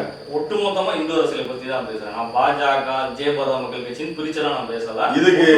இதுக்கு ஒரே ஒரு உதாரணம் சொல்றேன். டெல்லியில அரவிந்த் கெஜ்ரிவால் எப்படி ஜெயிச்சார்? அதற்கு முன்னால் அவர் ஆட்சியில் இருந்தாரா? கிடையாது. திராவிட முன்னேற்ற கழகம் 1900 பொய்யே தன்னுடைய முதலீடாக செய்து திராவிட முன்னேற்ற கழகம் தமிழகத்திலே ஆட்சிக்கு வந்திருக்கிறது. முன்னாடி அவங்க ஒரு ஃபீல்டு இருக்கு. கெஜ்ரிவால் கட்சி தொடங்குவதற்கு முன்னால் மக்கள் மத்தியில நல்லா பிரபலமானாரு. அதுக்கப்புறம் வந்து அந்த வாய்ப்பு கிடைச்சிச்சு. என்டிஆர் சினிமால இருந்தாரு, கட்சி ஆரம்பிச்சாரு, ஜெயிச்சாரு. எம்ஜிஆர் கட்சி ஆரம்பிச்சாரு, ஜெயிச்சாரு. பிஜேபி வந்து காலகாலமா இருக்குது கட்சி. பாரதிய ஜனதா கட்சி தமிழகத்திலே நல்ல வேரூன்றி, உங்களோட நீங்க ஒப்பிட வேண்டிய அவசியமே இல்லை. இல்ல பாரதிய ஜனதா கட்சி தமிழகத்திலே நல்ல வேரூன்றி. நீங்க சொன்னீங்களே இல்லைங்க, 234 தொகுதியிலே நீங்க ஜெயிக்க முடியாது, காமெடியா இருக்குதுன்னு சொன்னீங்களா? அதுக்காக நான் கெஜ்ரிவால் உதாரணத்துக்கு சொன்னேன். சரி, ஒரே ஒரு வாய்ப்பு. 234 தொகுதியிலையும் பிஜேபி தாமரை சின்னத்துல தனித்து போட்டியிட முடியுமா? கண்டிப்பாக. அதற்கான சூழல் இப்ப இருக்குது. அதை அவங்க எப்படி பயன்படுத்த போறாங்கன்றதான் பொறுத்து இருந்து பார்க்கணும். ஏடிஎம்கே இல்லாம பிஜேபியால தமிழ்நாட்டுல ஒரு ஸ்டெப் கூட எடுத்து நீங்க ஊடகவியலாளர்கள் சேர்ந்து, இந்த பத்திரிகையாளர், இந்த ஊடகங்கள், இவர்கள் எல்லாம் சேர்ந்து இப்படி ஒரு மாயை உருவாக்கி வச்சிருக்காங்க. தமிழ்நாடு பிஜேபி தான் நாங்க சொல்றோம். அகில இந்திய அளவுல பிஜேபி தமிழகத்துல சொல்றேன். மாற்று கருத்து எதுவுமே. தமிழகத்துல ஆட்சி அமைக்க முடியும், ஆந்திராவோட கூட வந்து 2 சீட்டு ஜெயிக்க முடியும். அந்த அளவுக்கு இருக்குது. தமிழ்நாட்டுல இத்தனை தலைவர்கள் இருக்காங்க. எந்த ஸ்டேட்டையும் காட்டிலும் தமிழ்நாட்டுல தான் பிஜேபிக்கு அதிக தலைவர்கள் இருக்காங்க. இந்து அரசியல் கட்சிகள் அதிகம் உள்ள ஸ்டேட் வந்து தமிழ்நாடு தான். ஆமா, 150% வாக்கு வங்கியை கூட தாண்ட முடியல. இல்ல சென்ற தேர்தல், இந்த தேர்தலை பாருங்க. சென்ற தேர்தலை விட்டுடுங்க, வரப்போற தேர்தல்ல ஒரு தேர்தல் இப்படிதான் சொல்றீங்க. இல்ல அப்படியெல்லாம் சொல்ல. இதுக்கு முன்னாடி அவங்களுக்கு அந்த நம்பிக்கை இல்ல, இப்ப அந்த நம்பிக்கை வந்திருக்கு. என் தமிழிசை சொன்னாங்க தாமரை மலரும். மரியாதைக்குரிய தெலுங்கானா கவர்னர் வந்து தமிழக தலைவராக இருக்கிறப்ப அவங்க தனித்து போட்டி இல்லையே. 134 தொகுதியும் தாமரை மலரும். தனித்து போட்டி எடுத்து அவங்க முயற்சி பண்ணலையே. அதான் குளத்திலேயே தாமரையை காணும். குளத்துல நிறைய தாமரை. இப்ப நல்லா மழை பெஞ்சிருக்கு, குளத்துல நிறைய தாமரை இருக்கு. அடுத்த மாசம் வெயில் அடிச்சிச்சுன்னா, அடுத்த மாசம் வெயில் அடிச்சா குளத்துல தாமரை இருக்காது. அப்படிதான், அதான் நாங்க சொல்றோம். அப்படிதான் இருக்குது. அது வேறங்க, அது இயற்கை. அது இயற்கைக்கும் செயற்கைக்கும் நீங்க ஒப்பிடாதீங்க, அது வேற. தமிழகத்தை பொறுத்த வரைக்கும் இன்னைக்கு ஒரு அரசியல் வெற்றிடம் இருக்கிறது. அது எந்த விதமான மாற்று கருத்து சந்தேகமே வேணாம். மக்கள் இளைஞர்கள் வந்து இன்னைக்கு வேகமா இருக்கிறான். இளைஞர்கள் எல்லாம் வந்து ஒரு நல்ல அரசு அமைய வேண்டும் தமிழகத்திலே என்பதிலே இளைஞர்களும் மாணவர்களும் பெண்களும் கொதித்து போயிருக்கிறார்கள். இவர்கள் ஊழல் ஊழல் ஊழல் லஞ்சம். இப்ப என்ன இல்ல, ஒரு சும்மா உதாரணத்துக்கு சொல்லணும்னா, சுற்றுச்சூழல் ஒரு அதிகாரி வீட்டில் கிட்டத்தட்ட 500 கோடி ரூபாய்க்கு சொத்துக்கள் கைப்பற்றப்பட்டிருக்கு. தங்கம், வெள்ளி, வைடூரியம், வைரம், சொத்து பத்திரம் இதெல்லாம் சேர்ந்த கிட்டத்தட்ட 500 கோடி ரூபாய் ஒரு சுற்றுச்சூழல் அதிகாரி கொள்ளடிச்சிருக்காரு. இதுவரைக்கும் அதற்காக இந்த தமிழக அரசு எந்த விதமான இன்னும் ஆய்வு பண்ணிட்டே இருக்காங்க. அவரை கைது பண்ணல. நாங்க கைது பண்ணணும்னு கேட்டு இருக்கோம், கைது பண்ணல. இதுதான் இன்றைய தமிழக அரசியலின் சூழல். அதே போல திமுக எடுத்துனா திமுக ஊழலில் ஊற்றுக்கண். திமுக கைப்பற்றப்பட்ட பணம் சென்ட்ரல் மத்திய அரசாங்கத்தினுடைய கீழ் வருதா, ஸ்டேட் கவர்மெண்ட் கீழ வருதா? மத்திய அரசு கீழ் வந்தாலும் அது தமிழ்நாடு கஜானாவுக்கு போய் மத்திய அரசுக்கு எடுத்துட்டு போவாங்க. ரயில்ல வந்து கைப்பற்றதை வந்து சம்பந்தப்பட்ட துறையை சேர்ந்தவர்கள் கண்டிப்பாக எடுத்து அரசாங்கத்துக்கு சேர்த்துவாங்க. அதுல வந்து மத்திய அரசுடைய பணமும் இருக்கு. ஏன்னா மத்திய அரசு கைது பண்றதுக்கு உடனடியாக நடவடிக்கை மாநில அரசு என்ன செய்யறாங்க முடிவு பண்ணி தான் மத்திய அரசு முடிவு எடுக்க முடியும். மத்திய அரசு வந்து ஒரு தலைமைச் செயலாளருடைய அறை, ராமன் ராவ் ஐஎஸ்னுடைய அறையில போய் வந்து ரைடு பண்ண முடிஞ்ச ஒரு மத்திய அரசு. அது சிபிஐ ரைடுங்க. இது லஞ்ச ஒழிப்புத்துறை போலீஸ் செஞ்ச ரைடு. சரி, இவ்வளவு பெரிய பணங்கிறது 500 கோடிங்கிறது வந்து இந்திய அளவுல வந்து ஒரு பெரிய லெவல் விஷயமாச்சு. ஆமா, வந்து சென்ட்ரல் கவர்மெண்ட் வரை தலையிடாம இருக்கு. ஆமா, தலை பார்த்துட்டு தான் இருப்பாங்க. கண்டிப்பா பார்த்துட்டு இருப்பாங்க, தலையிடுவாங்க. இப்பேற்பட்ட ஆட்சி இருக்கு. இப்பேற்பட்ட பிஜேபி ஆட்சியும் எதிர்க்கு, அதிமுக ஆட்சியும் எதிர்க்கு. இல்லைங்க, நீங்க உடனடியா நடக்குது. ஜனநாயகத்துல வந்து உடனடியா நீங்க சட்டத்தின் ஆட்சி நடக்குது. நீங்க அதுக்கு வந்து அவங்க என்னென்ன எவிடன்ஸ் தேவையோ அதெல்லாம் ரெடி பண்ணுவாங்க. இப்படி குற்றவாளி நின்று வேடிக்கை பார்த்துக்கிட்டே இருக்கிறதா? யாரும் தமிழ்நாடு கவர்மெண்ட் பார்த்துட்டு இருக்கு, மத்திய அரசு பார்த்துட்டு இருக்காங்க. அவங்க என்ன செஞ்சுட்டு இருக்காங்க, மத்திய அரசு பார்த்துட்டு இருக்காங்க. 2 பேரும் பார்த்துட்டு தான் இருக்கிறாங்க. மத்திய அரசு நடவடிக்கை எடுக்கிற மத்திய அரசு பார்த்துட்டு இல்ல மத்திய அரசு நடவடிக்கை எடுக்க வேண்டிய இருக்க ஒரு கண்ணு வச்சு லோக்கல் அரசும் உட்கார்ந்து பார்த்துட்டு இருக்கு. மத்திய அரசு நடவடிக்கை எடுக்க வேண்டிய நேரத்தில் கண்டிப்பாக எடுப்பார்கள் என்ற நம்பிக்கை எனக்கு இருக்கு. எப்போ அந்த கேஸ் எல்லாம் முடிஞ்சதுக்கு அப்புறம்? அந்த கேஸ் எல்லாம் முடியல, இப்பதான் ரைடு நடந்தது. வரைக்கும் மத்திய அரசு பண்ண எந்த சிபிஐ ரைடு எடுத்துக்கலாம், எல்லா இடங்களையும் விஜயபாஸ்கருடைய குட்கா ஊழல் பிரச்சனையா இருந்தாலும் சரி, ராமோகன் ராவ் ஐஏஎஸ்னுடைய இடத்துல நடந்ததா இருந்தாலும் சரி, சேகர் ரெட்டியோட நடந்ததா இருந்தாலும் சரி, எதுக்குமே இது வரைக்கும் தீர்வு கிடையாது. வழக்கு நடந்துட்டு இருக்குல்ல, ஜனநாயக நாட்டுல வழக்கு எத்தனை வழக்கு எத்தனை ரைடு எத்தனை நாள் நடத்திட்டு இருப்பாங்க. தெலுங்கானா மாநிலத்துல ஒரு கற்பழிப்பு நடந்தது. உடனே அங்க சந்திரசேகர ராவ் ரொம்ப அற்புதமான முதலமைச்சர் டக்குன்னு ஒரு என்கவுண்டர் பண்ணாரு. ஆந்திராவுல 28 நாளா நடவடிக்கை எடுத்து இல்லைங்க, இங்க வந்து உடனே கனிமொழி அம்மா சொல்றாங்க அவங்கள கூப்பிட்டு விசாரிச்சிருக்கணும், இவங்க என்கவுண்டர் பண்ணிருக்க கூடாது அப்படின்னு சொல்றாங்க. இதுதான் சட்டம், இதுதான் ஜனநாயகம். அதனால அதுக்கு தகுந்த மாதிரி அவர் நடவடிக்கை எடுக்கிறதுக்கு முயற்சி பண்ணுவாங்க, நம்புறோம். அதே கனிமொழி வந்து யூபியில் நடந்த ஆந்திரா சம்பவத்துக்கு வந்து உடனடியாக அவங்களே என்கவுண்டர் பண்ணலன்னு கேட்டாங்க. அதுதான் அது அப்படி இருக்காங்க, நீங்களே சொல்றீங்க. அது இப்படிதான் எதிர்கட்சிகள் இருக்கிறது. இப்போ திராவிட முன்னேற்ற கழகம் என்று சொன்னாலே ஊழலின் நூற்றுக்கண்ணாய் போச்சு. அவங்க தான் உலகளாவிய மிகப்பெரிய ஊழலை தமிழகத்தில் இருந்து செய்தார்கள். தமிழகத்தினுடைய மானம் காற்றிலே பறக்க விட்டார்கள் திராவிட முன்னேற்ற கழகம். மக்கள் மத்தியிலே விழிப்புணர்வு வர வேண்டும். நாங்கள் அதான் எதிர்பார்க்கிறோம். அதுக்குதான் நாங்க 35 வருஷமா வேலை செஞ்சுட்டு இருக்கோம் தமிழ்நாட்டில். அப்படிலாம் சொல்லிட்டு திமுக நீங்க தானே பாதுகாக்கிறீங்க.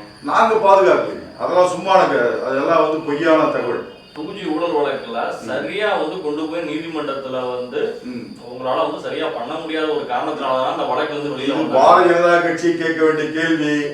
அதுக்கு தான் நாங்க வெளியே வந்து விஜயபாரத மக்கள் கட்சி ஆரம்பிச்சிருக்கோம். பாஜக ஆட்சிக்கு வரணும்ங்கிறீங்க, பாஜக தான் பண்ணணும்ங்கிறீங்க. ஆனா பாஜக இல்லைங்க, பாஜகவை கேட்கிறோம் இல்லைங்க, நாங்க தமிழகத்துல இன்னைக்கு பலமா இல்ல. அப்ப பாஜக நாங்க பலமா இருந்தால் நீங்க திமுகவையும் திருமாவளவன் குற்றச்சாட்டு வைக்கக்கூடிய விஜயபாரத மக்கள் கட்சி ஏன் பாஜக ஏதாவது நாலு போராட்டத்தை நடத்துங்க. நாங்க கொள்கை ரீதியா ஓரளவுக்கு நாங்க அவங்கள ஒத்து போறோமே. இப்ப வந்து தப்புன்னு வந்துட்டா வந்து ஏத்துக்கிற மாட்டேங்கிறீங்க. கொள்கை ரீதியா நம்ம என்ன கொள்கை ரீதியா பாருங்க, எங்களை பொறுத்த வரைக்கும் முக்கியமா இந்துத்துவ கொள்கையை தமிழகத்தில் கொண்டு வரணும்.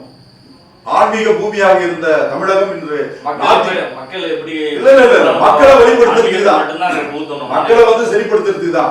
ஒருத்தன் வந்து ஆன்மீகவாதியா இருந்தான்னா அவன் நல்லவனா மாறிடுவான். தன்னால கொஞ்சம் கொஞ்சமா நல்லவனா மாறிடுவான். அவன் நல்ல கருத்துக்கள் எல்லாம் அவன் படிக்க ஆரம்பிச்சான்னா, கேட்க ஆரம்பிச்சான்னா அவன் நல்லவனா மாறிடுவான். தமிழகத்துல இந்த அளவுக்கு மோசமா வர்றதுக்கு என்ன காரணம்? இஸ்லாமிய மதமாற்றமும் கிறிஸ்துவ மதமாற்றமும் அதிகமா இருக்கிறதுக்கு என்ன காரணம்? பெரியார் என்ற ஒரு தனிப்பட்ட மனிதனால் உருவானதான் இதெல்லாம். இந்த பிரச்சனைகள்லாம் அவர் அடிமடியிலே கை வச்சுட்டார். விழிப்புணர்வு இல்லாத நேரத்துல மக்களுடைய அடிமை அவருடைய மூளையை சாப்பிட்டார். கடவுள் இல்ல கடவுள்ங்களா? மக்கள் முட்டாளா இருக்காங்கிறீங்க. யாரு இல்ல இந்த மக்கள் முட்டாளுங்களா? உடனே வந்து பெரியார் சொல்லிட்ட உடனே வந்து அந்த நேரத்துலங்க இன்னைக்கு வந்து மக்கள் வந்து முட்டாளாக இருக்கிறாங்க நான் சொல்ல வரல. அந்த காலகட்டத்தில் அறியாமை இருந்தது, வறுமை இருந்தது, அதெல்லாம் பயன்படுத்தினாங்க. அது பாருங்க, இந்த பெரியார் கம்பெனிய பிரிட்டிஷ்காரன் இருக்கும் பொழுது எங்களுக்கு சுதந்திரம் வேணான்னு சொன்னான். இன்னொரு உண்மையை சொல்றேங்க, பெரியாருக்கு அண்ணாக்கு எந்த பிரச்சனையும் கிடையாதுங்க. அவர் என்ன அண்ணாவும் பெரிய உத்தம புத்திரனா கிடையாது. அவர் பானுமதி இன்னும் படிதாண்டா பத்திரியும் இல்ல, நானும் முற்றும் திறந்த முடிவுனும் இல்லைன்னு சட்டமன்றத்துல அது வந்து பதிவு செய்யப்படும் என்று தெரிந்தும் சொன்னவர் தான். மாற்றான் தோட்டத்து மல்லிகைக்கு மனம் உண்டு சொன்னவர் தான் அண்ணாதுரை. யார்? பெரியார் சீடர். அவருக்கு இவருக்கு பெரிய கருத்து முதல்லாம் கிடையாது. பெரியார் என்ன பண்ணாரு, பிரிட்டிஷ் இருந்த நேரத்தில் விடுதலைக்கு முன்னால அவர் கடவுள் இல்லை, இந்தி ஒழிப்பு, இப்படி எல்லாம் நிறைய போராட்டங்கள் பண்ணிட்டார். நிறைய சுற்றுப்பயணம் பண்ணி நிறைய செஞ்சுட்டார். அவருடைய சீடர்கள் தான். ஆனால் விடுதலை கிடைத்த உடனே இவங்க என்ன ஒரு முடிவு பண்றாங்க, என்ன கிடையாது, இனிமேல் வந்து விடுதலை கிடைச்சிருச்சு, இனிமேல் நமக்கு ஆட்சி தான் லட்சியம், தமிழகத்தில் ஆட்சி பிடிச்சிடணும். இஸ்லாமிய அமைப்புகள் கிறிஸ்துவ அமைப்புகளுடைய நிதியை வாங்கி தான் இவங்க ஆட்சிக்கு வராங்க. இதான் உண்மை. நான் பகிரங்கமா குற்றச்சாட்டு. எம்ஜிஆருடைய மிகப்பெரிய ஒரு கவர்ச்சியும் திமுகவோ அதிமுக சொல்லி முடிச்சிருக்கோம். ஒரு முஸ்லீம் வந்து தலைமை சொல்லி முடிச்சிடும். அவங்களுக்கு தலைமைக்கு வரணுன்ற அவசியம் இல்லைங்க. ஒரு சில பேர் வந்து தலைமைக்கு வராமே தன்னுடைய வேலையை சாதிக்கணும்னு நினைப்பான். அது அவங்க அதுல வந்து இஸ்லாமிய அமைப்புகள் வந்து ரொம்ப தெளிவா இருக்காங்க. அவனுடைய நோக்கம் நிறைவேற வேண்டும், அவ்வளவுதான். இப்ப இவங்க என்ன பண்ணாங்க, அண்ணாதுரை கூப்பிட்டு அவர் சொல்றார், சட்டமன்ற தேர்தலில் நீங்க போட்டி போடணும், திராவிட முன்னேற்ற கழகம் ஒரு கட்சி ஆரம்பி. அவர் தான் சொல்றாரு, பெரியார் தான். இவங்க எல்லாம் பொய் சொல்றானுங்க. பெரியாருக்கு அவருக்கு கருத்து வேறுபாடு. இந்த இந்திய இயக்கங்களில் இருக்க கூட நிறைய பேர் தலைவர்கள் வந்து பெரியாரை அண்ணாவும் கருணாநிதியும் திட்டான இல்ல, அவங்க திட்டதெல்லாம் வந்து வெறும் நாடகம். என்னை பொறுத்த வரைக்கும் பெரியார் தான் கூப்பிட்டு ஒரு அவங்களுக்கும் ஒரு ஆலோசனை சொல்றாரு. நீங்க இனிமேல் தனியா போய் ஒரு கடையை ஸ்டார்ட் பண்ணுங்க, ஒரு கடையை ஸ்டார்ட் பண்ணுங்க. இந்த அறியாமல் இருக்கிற மக்களை வந்து இனிமேல் எப்படியாவது ஆட்சி, எப்படி இனிமேல் பிரிட்டிஷ்காரன் போயிட்டான், விடுதலை கிடைச்சாச்சு, இனிமேல் நம்ம திராவிட ஸ்தானம் அதெல்லாம் நம்ம வாங்க முடியாது சும்மா அது. அதனால என்ன பண்றாரு சொல்லிட்டு அவரை சொல்லி அனுப்புறாரு. அவர் வந்து 1949 தான் திராவிட முன்னேற்ற கழகம் ஆரம்பிக்கப்படுகிறது.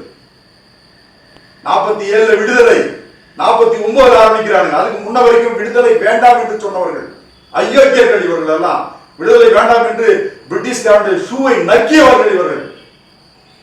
அப்படிதான் சொல்லலாம். அவங்க சொல்லணும்னா திராவிட அரசியல், அந்த திராவிடன் பாலிடிக்ஸ்ங்கிற அந்த கான்செப்டே வந்து ஓவராலாவே நீங்க வந்து டோட்டலா ஒரு டிராமா கம்பெனிங்கிறீங்களா? கண்டிப்பாக, அது என்ன சந்தேகமே இல்லை. அது எப்படியோ தெரியாம எம்ஜிஆர் வந்துட்டார் பாவம், அவ்வளவுதான் நான் நினைக்கிறேன். அவர் பாருங்க, அவர் ஜெயிச்ச உடனே 1967 அண்ணாதுரை ஜெயிச்ச உடனே அது வரைக்கும் பெரியார் வந்து காங்கிரஸ் போய் அண்ணாவையும் மற்றவங்களை எல்லாம் திட்டி திட்டி திட்டி திட்டி மக்களுடைய எதிர்ப்பு முழுக்க வந்து காங்கிரஸ் போயிடுச்சு. இவர் காங்கிரஸ் ஆதரிச்சு பேச்சு மக்கள் வந்து தமிழகத்தை பொறுத்த வரைக்கும் மக்கள் ஆன்மீகவாதிகள் மனசுக்குள்ளே வச்சுட்டு இருப்பான். அவனுக்கு இங்க சரியான நிர்வாகம் இல்லை. அந்த நேரத்தில் காங்கிரஸுடைய வந்து பாசிச கொள்கை, அவங்க எதாச்சு அதிகாரம் எல்லாம் மிட்டா மிராசு ஜமீன்தார்கள் எல்லாம் காங்கிரஸ்ல இருந்தாங்க. எந்த மிட்டா மிராசு ஜமீன்தார்களை எதிர்த்து உருவான திராவிட முன்னேற்ற கழகம் இன்னைக்கு ஊருக்கு ஒரு ஜமீன்தார், ஊருக்கு ஒரு மிட்டா மிராசுகளை உருவாக்கி வைத்திருக்கிறது. 1967 ஜெயிச்ச உடனே அண்ணா எங்க போறாரு? திருச்சியில இருக்கிற பெரியாரை போய் பாக்குறாரு. வளர்ச்சி தானே, பெரியாருடைய காலையில போய் சமர்ப்பிக்கிறார். ஒரு மிகப்பெரிய வளர்ச்சி தான். சாதாரண அடித்தட்டு குடும்பத்துல இருந்த வந்தவனா இன்னைக்கு மிட்டா மிராசுகளா மாறினது திராவிட அரசினுடைய மிகப்பெரிய வெற்றி தான். அரசியல் என்பது சேவை செய்வதற்கு, கொள்ளையடிப்பதற்கு அல்ல, மக்களுடைய பணத்தை கொள்ளையடிப்பதற்கு அல்ல. மக்களை இல்ல மக்களை பாதைக்கு கொண்டு போறதுக்கு தான் திராவிட. இல்லைங்க, மக்களை ஊருக்கு ஒருத்தன் உருவாயிட்டானா ஒரு ஏழதான உருவாயிருக்கான். ஒரு ஏழதான உருவானா எல்லா ஏழையும் மிட்டா மிராசுகளா இருந்தா சந்தோஷப்படலாம். ஒரு ஏழதான உருவானா நீங்க தான் சொன்னீங்க, ஊருக்கு ஊரு மிட்டா மிராசுகள் உருவாயிட்டான்னு சொன்னீங்க. கொள்ளையடிச்சு திராவிட அரசியல் வருவதற்கு முன்னாடி இருந்த தமிழ்நாடும் அதற்கு பின்னாடி வந்த தமிழ்நாடையும் ஒப்பிட்டு பார்த்தீங்கன்னா உங்களுக்கே புரியுது. இல்லைங்க, நீங்க திராவிட அரசியல் வருவதற்கு முன்னால் இருந்தது அடிமைப்பட்ட பாரதம், அடிமைப்பட்ட பாரதம். இந்து அரசியல்னால், இந்து கான்செப்ட்னால் அடிமைப்பட்ட இல்ல இந்து கான்செப்டே கிடையாது. இந்து கான்செப்ட் இருந்தா அடிமைப்பட்டு இருக்காது. பிராமணியத்தினால் அடிமைப்பட்ட பிராமணியம் என்பது கிடையவே கிடையாது. என்ன பிராமணியம்? பிராமணியம் என்ன சொல்லுங்க? அந்த பிராமணியத்தை எதிர்த்து தானே பெரியார் வராரு. இல்லைங்க, பிராமணியம் என்ன அவர் பொய்யா? அதான் சொன்ன திராவிட முன்னேற்ற திராவிட கழகத்துக்கு என்ன முதலீடு, என்ன பொய், மக்களை பொய் சொல்லி நம்ப வைக்கிறது. பொய்ய சொல்ல ஒரே பொய்யை திருப்பி திருப்பி சொல்லும் போது அவங்க மக்கள் நம்பிடுறாங்க. திராவிட அரசியலுக்கு அடிப்படை முதலீடு என்னவென்றால் பொய் பொய் பொய் பொய். பொய்யிலே பிறந்து பொய்யிலே வளர்ந்தவர்கள் தான் திராவிட முன்னேற்ற கழகம், திராவிட கழகம்லாம். நீங்க சொல்லிட்டீங்க பிராமணியத்தை எதிர்த்து என்ன பண்ண போறாங்கன்னு கேட்டீங்க.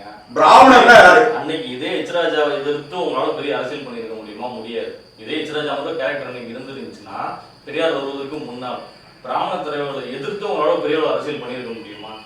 இன்னைக்கு திராவிட அரசியல் வந்ததுனாலதான் இன்னைக்கு நீங்க ஒரு தனி கட்சி ஆரம்பிக்க முடியுது, தனியா செயல்பட முடியுது, எல்லாமே பேச முடியுது. அப்படியெல்லாம் யாருக்குமே அடிமையா இல்லையா நீங்க? இப்ப அப்படியெல்லாம் கிடையாதுங்க. நமக்கு முன்ன எங்களுக்கு முன்ன நிறைய பேர் அமைப்புகள் ஆரம்பிச்சிருக்காங்க. இந்து மகா சபைக்கு முன்னே அமைப்புகள் ஆரம்பிச்சிருக்கான். இதே தமிழ்நாட்டுல சென்னையில ஒருத்தர் சென்னை மாகாண இந்து மகா சபை ஆரம்பிச்சிருக்காரு. ஆனா ஜெயிச்சு நின்னது எல்லாமே வந்து பிராமணிய அரசியல் தானே. இல்ல இந்த பொதுவா இல்லைங்க, யாருமே மறுக்க முடியல. ஒண்ணும் புரியல. பிராமணிய அரசியல் என்ன? அது இப்போ நீங்க பிராமணிய அரசியல் சொல்றீங்க, அடக்குமுறை அரசியல். அதுக்கு பேரு பிராமணியம் கிடையாதுங்க. நீங்க தப்பா நினைச்சிட்டு இருக்கீங்க. பிராமணம் என்ற வார்த்தைக்கு என்ன அடக்குமுறையா சொல்றாரு? யார் அப்படி சொல்லுவாருங்க? பெரியாருக்கு இவங்களை எதிர்க்கிறதுனால நான் தான் கேட்கிறேன். இந்த இந்து அரசியலை வந்து எதிர்க்கிறதுனால வந்து பெரியார் என்ன பலனடைய? பெரியார் வந்து தனிப்பட்ட வந்து இவங்களுக்கு என்ன கிடைக்க போகுது? பெரியார் வந்து இல்லைங்க, இப்போ வந்து நிறைய தலைவர்கள் வந்து பெண் விஷயங்கள்ல ரொம்ப மோசமா இருந்தாங்கல்ல, அவங்க யாருக்கிட்டே ஒரு இடத்துல சிக்கிக்குவாங்க. அந்த மாதிரி இது வரைக்கும் நடந்துட்டு இருக்கு. தொல் திருமாவளவன் வரைக்கும் நடந்துட்டு இருக்கு. தொல் திருமாவளவன் வரைக்கும் நடந்துட்டு இருக்குங்க. நீங்க வந்து இதை வந்து அப்படியே டோட்டலா திசை திருப்பி வேற எதுவும் கொண்டு இல்லையே, உண்மை அது. பெரியார் வந்து யாரால் ஒரு தனிப்பட்ட மனிதர் பாதிக்கப்பட்டாரு. ஒரு அரசியல் ரீதியா வந்து எல்லார் மேலேயும் இந்த பாலியல் ரீதியான ஒரு குற்றச்சாட்டை வந்து முன்வைக்கிறதுங்கிறது தொடர்ந்து நடந்துகிட்டு தான் இருக்கு. ஆமா, அதே மாதிரி தான் நீங்களும் பேசுறீங்க. அதே விஷயத்த நீங்க இல்லைங்க ஒரு சில பேர் வந்து தன்னுடைய டிராக் திருமாவளவன் எதற்காக வந்தார் அரசியலுக்கு? ஒடுக்கப்பட்ட சமுதாயத்தினுடைய ஒரு விடியலுக்காக வந்தார். என்ன ஒடுக்கப்பட்ட சமுதாயத்துக்கு அவர் விடியலை தேடி தந்திருக்கார் சொல்லுங்க. திருமாவளவன் வருவதற்கு முன்னால் இருந்த ஒடுக்கப்பட்ட சமுதாயமும் திருமாவளவன் வந்ததுக்கு பின்னால் ஒவ்வொரு ஊரு சேரியிலையும் அந்த சமுதாய மக்கள் எழுதுனதுக்கு வித்தியாசம். யாருக்கு சொன்னாருங்க? அம்பேத்கர் தாங்க வாங்கி கொடுத்தாரு. அம்பேத்கர் வாங்கி கொடுத்த இடஒதுக்கீட்டுக்கு மேல திருமாவளவன் ஒரே 1% இடஒதுக்கீடு வாங்கி கொடுத்தால் நான் தூக்கு போட்டு செத்துறேன். ஒரே 1%. இப்போ அந்த இடஒதுக்கீடு அம்பேத்கர் இல்லைங்க, திருமாவளவன் இன்னைக்கு அதே சமுதாயமே எந்த அம்பேத்கர் வாங்கி கொடுத்தாரோ அதே ஒடுக்கப்பட்ட சமுதாயத்துல வந்து ஒரு குறிப்பிட்ட பிரிவே தேவேந்திர குல வேளாளரே நானே வந்து சி கிடையாதா வெளியில போறேன்டாங்க. அது அவங்களுடைய பரிணாம வளர்ச்சி. அதை வந்து நான் வந்து குற்றம் சொல்ல மாட்டேன். அது வேணாம்னா அவங்க பரிணாம வளர்ச்சி. இப்போ நான் தொடர்ச்சியா கணக்காரனா வந்து கடன் வாங்குறதுக்கு எனக்கு கடன்லாம் இனிமேல் வேணாப்பா, நான் வந்து நான் ஓரளவுக்கு தண்ணீரை வளைந்து விட்டேன். இங்கதான் திராவிட அரசியலோட வெற்றி எங்க அது இல்ல, எல்லா இடத்துலயும் இருக்குங்க. இது நாடு முழுக்க இருக்குது. இங்கதாங்க பெரியார் வந்தாரு. இங்கதாங்க பெரியார் வந்தாரு. நீங்க இடஒதுக்கீடுக்கு பின்னா இல்ல இல்ல இல்ல இல்ல இல்ல இல்ல நீங்க 1927 இடஒதுக்கீடு வந்துருச்சு. அவங்க முதல்ல புரிஞ்சுக்கோங்க. 1927 இடஒதுக்கீடு வந்துருச்சு. எந்த பிரிட்டிஷ் கவர்மெண்ட் இருக்கும்போது அதுக்கான இடஒதுக்கீடு என்பது பாருங்க, கத்தி எடுக்காமல் ரத்தம் சிந்தாமல் அம்பேத்கர் அவர்கள் மிகப்பெரிய ஒரு மிகப்பெரிய இடஒதுக்கீடு வந்து அந்த மக்களுக்கு வாங்கி கொடுத்தார். அவருடைய புத்திசாலி அதற்கு பின்னால் அம்பேத்கர் பேரை சொல்லி இவர்கள் அயோக்கியத்தனம் செய்கிறார்கள். இவர்கள் மாற்று மதத்தில் அவங்க ஜாதி இருக்குன்னாவே மதம் இருக்கணும். மதம் தான் அடிப்படை ஜாதிக்கு. நீ எப்படி இந்த மதத்தையே இல்லாம ஆக்கிட்டு அப்புறம் நீ எப்படி உன் ஜாதி காப்பாற்ற முடியும்? உன் ஜாதி எப்படி காப்பாற்ற முடியும்? நான் கேட்கிறேன். ஜாதி வேணாம்னா உங்க ஃபர்ஸ்ட் நீ போய் எடுத்துட்டு போய் கொடுக்கும்போது இடஒதுக்கீடு வேணாம்ன்றத இந்த மதத்தை அழிச்சிட்டா ஜாதிங்கிற கான்செப்ட் ஆனா ஓடிடுங்க. அது கரெக்ட்டுங்க. அப்ப இடஒதுக்கீடு வேணாம்ன்றாரு அவரு. மதம் அழிஞ்சிச்சா இடஒதுக்கீடு தானா? இல்ல இல்ல இல்ல இல்ல இல்ல அவங்களே சொல்லிட்டீங்க. இல்ல இல்லைங்க, அப்ப வந்து இந்துத்துவா வந்து அந்த மதத்தையும் சாதியும் சேர்த்து வச்சு தான் அரசியல் பண்ணுது. இதுதான் வேணாங்கிறாங்க. நீங்க அவரு என்ன சொல்ல வர்றாரு? ஜாதிக்காக அவர் என்ன செஞ்சிருக்காரு? இது வரைக்கும் அவர் என்ன செஞ்சதா எனக்கு தெரியல. அந்த ஜாதி பாதிக்கப்பட்டவங்களுக்காக என்னங்க, அவங்க ஊர் பக்கத்துல அவருடைய கான்ஸ்டிடியூஷன்ல ஒரு எஸ்சி தலைவர் கீழே உட்கார வச்சாங்க. நாங்க கண்டனம் தெரிவிச்சோம். இது வரைக்கும் திருமாவளவன் கண்டனம் தெரிவிக்கல. இது வரைக்கும் திருமாவளவன் கண்டனம் தெரிவிக்கல. ஏன்? என்ன காரணம்? திமுக துணைத் தலைவர் அங்க திமுகவோட அவர் பேரம் பேசுறாரு. இல்லைன்னா வெளியே அனுப்பிச்சிருவாங்க. வெளியே அனுப்பினா இவர் தனியா நிக்கணும். தனியா நிக்க ஜெயிக்க முடியாது. ஜெயிக்க முடியும்னா அந்த மக்கள் நம்மளை தூக்கி போடுவோம். எந்த மக்கள் தூக்கி போடுவான்? அந்த மக்கள் தூக்கி போடுவான். திருமாவளவன் எம்பியா இல்லைன்னா அந்த மக்கள் மதிக்க போறானா? இல்ல. ரவிக்குமார் எம்பியா இல்லைன்னா அந்த மக்கள் மதிக்க போறானா? கண்டிப்பா கிடையாது. அதனாலதான் அதை வந்து அப்படியே பிடிப்பா பிடிச்சிட்டு இருக்காரு. வேற எந்த காரணம் கிடையாது. திருமாவளவனால அந்த ஜாதிக்கு இழிவை தவிர்த்து எந்த விதமான பெருமையும் கிடையாது. திருமாவளவன் ஜாதி இழிவு ஆமா, திருமாவளவனால அந்த ஜாதிக்கு இழிவுங்க. அந்த ஜாதிக்கே இழிவுங்க. அவங்களாம் ஆன்மீகவாதிங்க. அவங்க கிட்ட இந்து சமுதாயத்தை எடுத்து ஒப்படைச்சா அவன் காப்பாற்றுவாங்க. இந்து சமுதாயத்தை ஒடுக்கப்பட்ட தாழ்த்தப்பட்ட மக்கள் சொல்றீங்களே, அவனை தலைமை ஏற்க வைத்தால் இந்த சமுதாயத்தை அவன் காப்பா. இன்னைக்கு பாரு, முருகன் எடுத்துட்டார் வேலை. இப்ப வேல்விழா அப்படின்னு சொல்றாரு. எந்த சமுதாயத்தை இவங்க வந்து பேசி பேசி அதில் இருக்கிற இன்றைக்கு இருக்கு என்ன பிரச்சனை அதை பத்தி பேசு. இன்றைக்கு நீங்க உன்னுடைய கான்ஸ்டிடியூஷன்ல ஒரு பஞ்சாயத்துல ஒரு தலித்து அந்த அம்மாவை கீழே உட்கார வச்சுக்கலாம், பஞ்சாயத்து போர்டு தலைவரை. அதை கேட்கறதுக்கு யோகிக்கு இல்ல, வக்கு இல்ல. இப்போ வந்து பெண்களை பத்தி மனுஸ்மிருதி எடுத்து பெண்களை எல்லாம் கொச்சைப்படுத்தி இருக்காங்க அப்படின்னு சொல்லி அவரை விட்டுருங்க. ஆளுங்கட்சியா இருக்கிறது வந்து பிஜேபியோட கூட்டணியில் உள்ள அதிமுக தான் எடுத்துருங்க. ஆமா, அதனாலதான் ஆட்சி அவங்க உடனடியே நடவடிக்கை எடுத்திருக்காங்க. அது சம்பந்தப்பட்ட செயலாளரை வந்து டிஸ்மிஸ் பண்ணியிருக்காங்க. அவர் மேல வழக்கு தொடுத்திருக்காங்க. எல்லாம் பண்ணியிருக்காங்களா? திராவிட கட்சி தான் மோகன்ராஜ் மேல. திராவிட கட்சின்னா அதிமுக திராவிட கட்சி. ஆனா பெரியாருடைய கொள்கையை விட்டு அவங்க ரொம்ப தூரம் வெளியே வந்துட்டாங்க. எப்போ பாருங்க, பெரியாருடைய கொள்கையை விட்டு வெளியில வந்தாலும் பெரியார் அவங்க விட்டு கொடுக்கல. அதுதான் நாங்க இப்ப சொல்றது வந்து இப்போ மறுத்து அதிமுகவோ திமுகவோ எங்கலாம் இல்லைங்க. அதனாலதான் சொல்றேன் நானு, இந்த பெரியார், இந்த அண்ணா, நான் சொல்லி முடிச்சிருங்க. தமிழகத்துல இந்த பெரியார், அண்ணா, கருணாநிதி இவங்க பேரெல்லாம் போடாத, போட்டோ எல்லாம் போடாம ஒரு ஆட்சியை தமிழகத்திலே உருவாக்க வேண்டும் என்பதுதான் விஜயபாரத மக்கள் கட்சியுடைய நோக்கம். அதுக்காக இந்த கட்சி ஆரம்பிச்சிருக்காங்க. சரி, இப்ப இருக்கிற பிஜேபி தலைவர்களும் யாரும் சரியில்லை, எதுவுமே கரெக்டா இல்ல. ஒருவேளை ரஜினி அந்த இடத்த வந்து பிடிச்சாதான் கரெக்டா இருக்குன்னு நினைக்கிறீங்களா? பட்டம் ஒரு நல்ல ஒரு ஆன்மீக அரசியல ரஜினி கொடுப்பாருன்னு நினைக்கிறீங்களா? பிஜேபி எதுவுமே சரியில்லை, தமிழ்நாடு பிஜேபி வந்து எதுவுமே சரியில்லைன்னு சொல்ல முடியாது. எதுவுமே சரியில்லைன்னு சொல்ல முடியாது. அது சில மாற்றங்கள் கொண்டு வரதுக்கு முயற்சி செய்து. யாருடைய தலைமையில போனா கரெக்டா இருக்குன்னு நினைக்கிறீங்க? பிஜேபி இவ்வளவு லீடர்ஸ் இருக்காங்க, நான் யாருடைய பேரையும் குறிப்பிட்டு சொல்ல வரும், நீங்க சொல்லுங்க. தேசிய கட்சியில இன்னார்னு சொல்ல முடியாது சார். எனக்கு ஸ்டேட்டுக்கு ஒரு அடையாளத்தை காட்டுங்க. இப்ப திமுக ஸ்டாலினை நம்பி போகுது, அதிமுக எடப்பாடி தான் சிஎம்ங்கிறத வந்து அறிவிச்சிட்டாங்க, அதை நோக்கி போறாங்க. பிஜேபியில நடிகர் நடிகையில இருந்து தலைவர்கள்ல இருந்து ஒரு பெரிய பட்டாளமே இருக்கு. யாரை முன்னிறுத்தி நீங்க போவீங்க? ஒரே ஒரு தலைவரை சொல்லுங்க. அந்த நேரத்தில் தேர்ந்தெடுப்பாங்க. இப்போ அந்த நேரம் இந்த நேரங்கிறத வந்து ஒரு தேர்தலுக்கு ஒரு 7 மாசம் இருக்கு இல்லைங்க. இது வரைக்கும் பிஜேபி யாரையுமே முன்னிறுத்தல, கடந்த தேர்தல்களையும் யாரையும் முன்னிறுத்தல. இந்த தேர்தலில் பிஜேபி தலைமை இல்ல ஒரு அமைப்புல வந்து தலைவர்கள் பற்றாக்குறை இருந்தால், அறிவுஜீவிகள் பற்றாக்குறை இருந்தால், சேவை மனப்பான்மை உள்ளவர்கள் பற்றாக்குறை இருந்தால் இன்னாரேன்னு சொல்லிட்டு தேர்ந்தெடுக்கலாம். இங்க நிறைய பேர் இருக்காங்க, அறிவுஜீவிகள் இருக்காங்க, சேவை மனப்பான்மை கொண்டவர்கள், அர்ப்பணிப்பு உள்ளவர்கள் இருக்கிறார்கள். பிஜேபியை லீட் பண்ணி அது அவங்க தான் கேண்டிடேட்டா போறாங்க. இல்ல வெளியில இருந்து பாக்குறீங்க, பாஜக தலைவரா வெளியில இருந்து நீங்க பாக்குறதா ஒரு 2-3 பேர் மட்டும் சொல்லுங்க. அது பாரதிய ஜனதா கட்சி தான் முடிவு பண்ணும். அது அந்த உங்களுக்கு பிடிச்ச தலைவரை சொல்லுங்க. நீங்க வெளியில இருந்து பாக்குறீங்க, அரசியல் இயக்கத்தை பாத்துட்டு பாரதிய ஜனதா கட்சி இதுல வந்து யாருக்கான ஒரு 3 பேர் சொல்லுங்க. பாரதிய ஜனதா கட்சியினுடைய கொள்கைகள் பிடிப்பால அந்த ஆட்சிக்கு, அந்த கட்சி இந்த ஆட்சி ஒண்ணு நான் சொல்ல முடியல. இவ்வளவு கேள்வி கேட்டதுக்கு அப்புறமும் இந்து அரசியல் எடுத்துக்கக்கூடிய உங்களால வந்து ஒருத்தரை கூட அடையாளம் காட்ட முடியும். அடையாளம் நிறைய பேர் இருக்காங்க, திமுக நிறைய பேர் இருக்காங்க. எப்படி அடையாளம் காட்ட முடியும்? ராஜா இருக்காரு, கனிமொழி இருக்காங்க, இருக்காரு, டிஆர் பாலு இருக்காரு, நிறைய தலைவர்கள் இருக்காங்க. அவங்க யாரை முன்னெடுக்கிறாங்க? ஓட் பேங்க் பார்ட்டி ஃபுல் அரசியல் அவங்களுக்கு கரெக்டான தலைவரா இவர் போனா இந்த பேர் மாசுங்கிறதுனால வாரிசு அரசியல அவங்க ரெடியா வச்சிட்டு இருக்காங்க. மக்கள் எதுக்கு திமுக என்பது ஒரு ஓனர்ஷிப் கம்பெனி. சரதனுக்கு பின்னால் வந்து ராமராங்கிற மாதிரி கலைஞருக்கு பின்னால் ஸ்டாலின் ஆள்றாங்க ஏத்துக்கிட்டாங்க. அதெல்லாம் முறியடிக்க ஓட்டு போடாம வந்து நம்ம மன்னராட்சிக்கிலேயே நாங்க வாழ்ந்துட்டு இருக்கோம், மன்னராட்சிக்கிலேயே உட்கார வச்சுக்கிட்டு இவருக்கு பின்னாடி இவர் ஆள்றாருன்னு சொல்றோம். அப்படிதான் பண்ணிட்டு இருக்காங்க. மக்கள் தான் சார் ஓட்டு போட்டு மக்களுடைய இயலாமை ஓட்டு போட்டு தேர்ந்தெடுக்கிற விஷயத்துல வந்து நீங்க வந்துகிட்டு வந்து அவரை ஏன் முன்னிறுத்துறா இவரை ஏன் உங்களால 4 பிஜேபி தலைவரா வந்து இது வரைக்கும் முன்னிறுத்த. ஆனா திமுக மேல அதிமுக மேல எப்படி நீங்க கேள்வி கேட்டுட்டீங்களா? நான் பதில் சொல்றேன். திமுக வந்து ஓனர்ஷிப் கம்பெனி, மக்கள் வந்து இயலாமை. சரி, திமுக தொண்டர்கள் அடிமைகள், அந்த கட்சிக்கு அடிமைகள். அவனுக்கு இன்றைக்கு அவனுடைய பிரச்சனை தீர்ந்தா போதுன்னு போயிட்டு இருக்கான். ஆமா, அதுல சந்தேகமே இல்ல. திமுக ஓட்டு போறவங்க அடிமைகள், திமுக அடிமைகள் ஆயிட்டான்.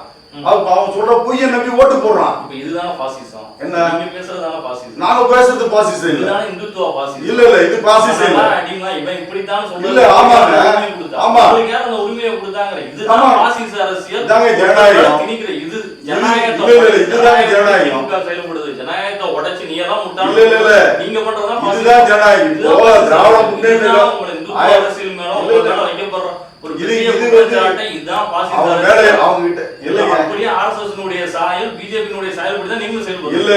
அவங்க மேல இருக்கிற குற்றச்சாட்டை தான் நாங்க வைக்கிறோம். 1947 அதுக்கு முன்னால் 1925 திராவிடர் கழகம் தொடர்ந்து காங்கிரஸ் மீது அவர்கள் வைக்கப்பட்ட குற்றச்சாட்டுகள். அதுக்கு பின்னால் 49 அவங்க கட்சி தொடங்கி அதற்கு பின்னால் காங்கிரஸ் மீது வைக்கப்பட்ட குற்றச்சாட்டுகள். அதேதான் இப்ப இவங்க செய்யறாங்க. நாங்க சொல்றோம் அததான் திராவிட முன்னேற்ற கழகம் செய்து கொண்டிருக்கிறது. அப்பயாவது கொஞ்சம் காங்கிரஸ்லயாவது கொஞ்சம் ஜனநாயகம் இருந்தது. இங்க அது கூட கிடையாது. கருணாநிதிக்கு அடுத்தபடி ஸ்டாலினுக்கு அடுத்தபடியா உதயநிதி ஸ்டாலினுடைய போட்டோ போடக்கூடாதுன்னு போடாம எந்த போஸ்டரோ நோட்டீஸோ அடிக்க கூடாதுன்னு அவங்க வந்து வாய்மொழி உத்தரவு போட்டிருக்காங்க. தெரியுங்களா? திராவிட முன்னேற்ற கழகத்துல பொறுத்திருந்து பாருங்க. ஒரு தலைமைக்கு வந்து கட்டுப்பட்டு ஓட்டு போடுறாங்க. உங்களுக்கு எத்தனை தலைமை இருக்குது? யாரு வர போறா? எத்தனை தலைமை இல்லை. இன்னைக்கு பாரதிய ஜனதா கட்சிக்கு முருகனை தலைமையா போட்டிருக்காங்க. பாரத மக்கள் கட்சிக்கு ஜெய்சங்கர் தலைவரா இருக்கிறார். நாளைக்கு இதே இடத்துல வேற ஆள் வரலாம். முருகனை முதலமைச்சர் வேட்பாளரை அறிவிச்சா எச்ராஜாவும் இலகணேசனும் பொன்ராதாகிருஷ்ணனும் ஏத்துக்கிட்டு கைகட்டி உட்காருவாங்க. கண்டிப்பா கண்டிப்பா உட்காருவாங்க.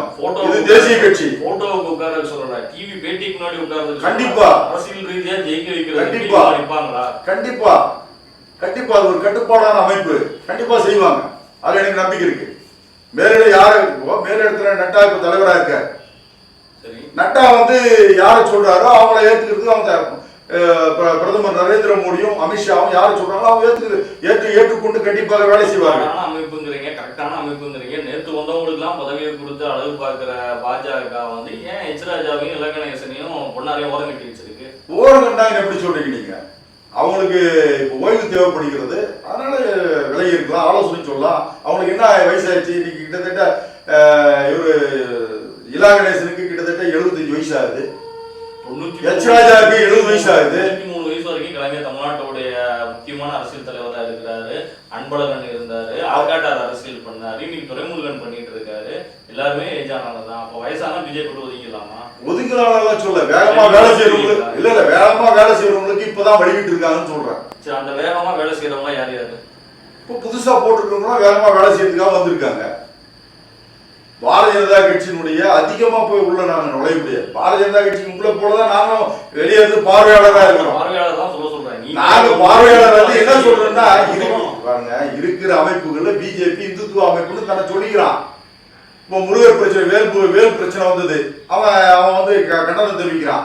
இவ்வளவு பிஜேபிக்காக வந்து ஓப்பனா சொல்றோம்னா, இவ்வளவு பிஜேபிக்காக வந்து விஜயபாரத மக்கள் கட்சி ஒரு வக்காலத்து வாங்குதே சொல்லலாம். இப்படியே நான் பயன்படுத்துறேன், வாங்குறீங்கன்னு சொல்லலாம். வக்காலத்து வாங்குறீங்க.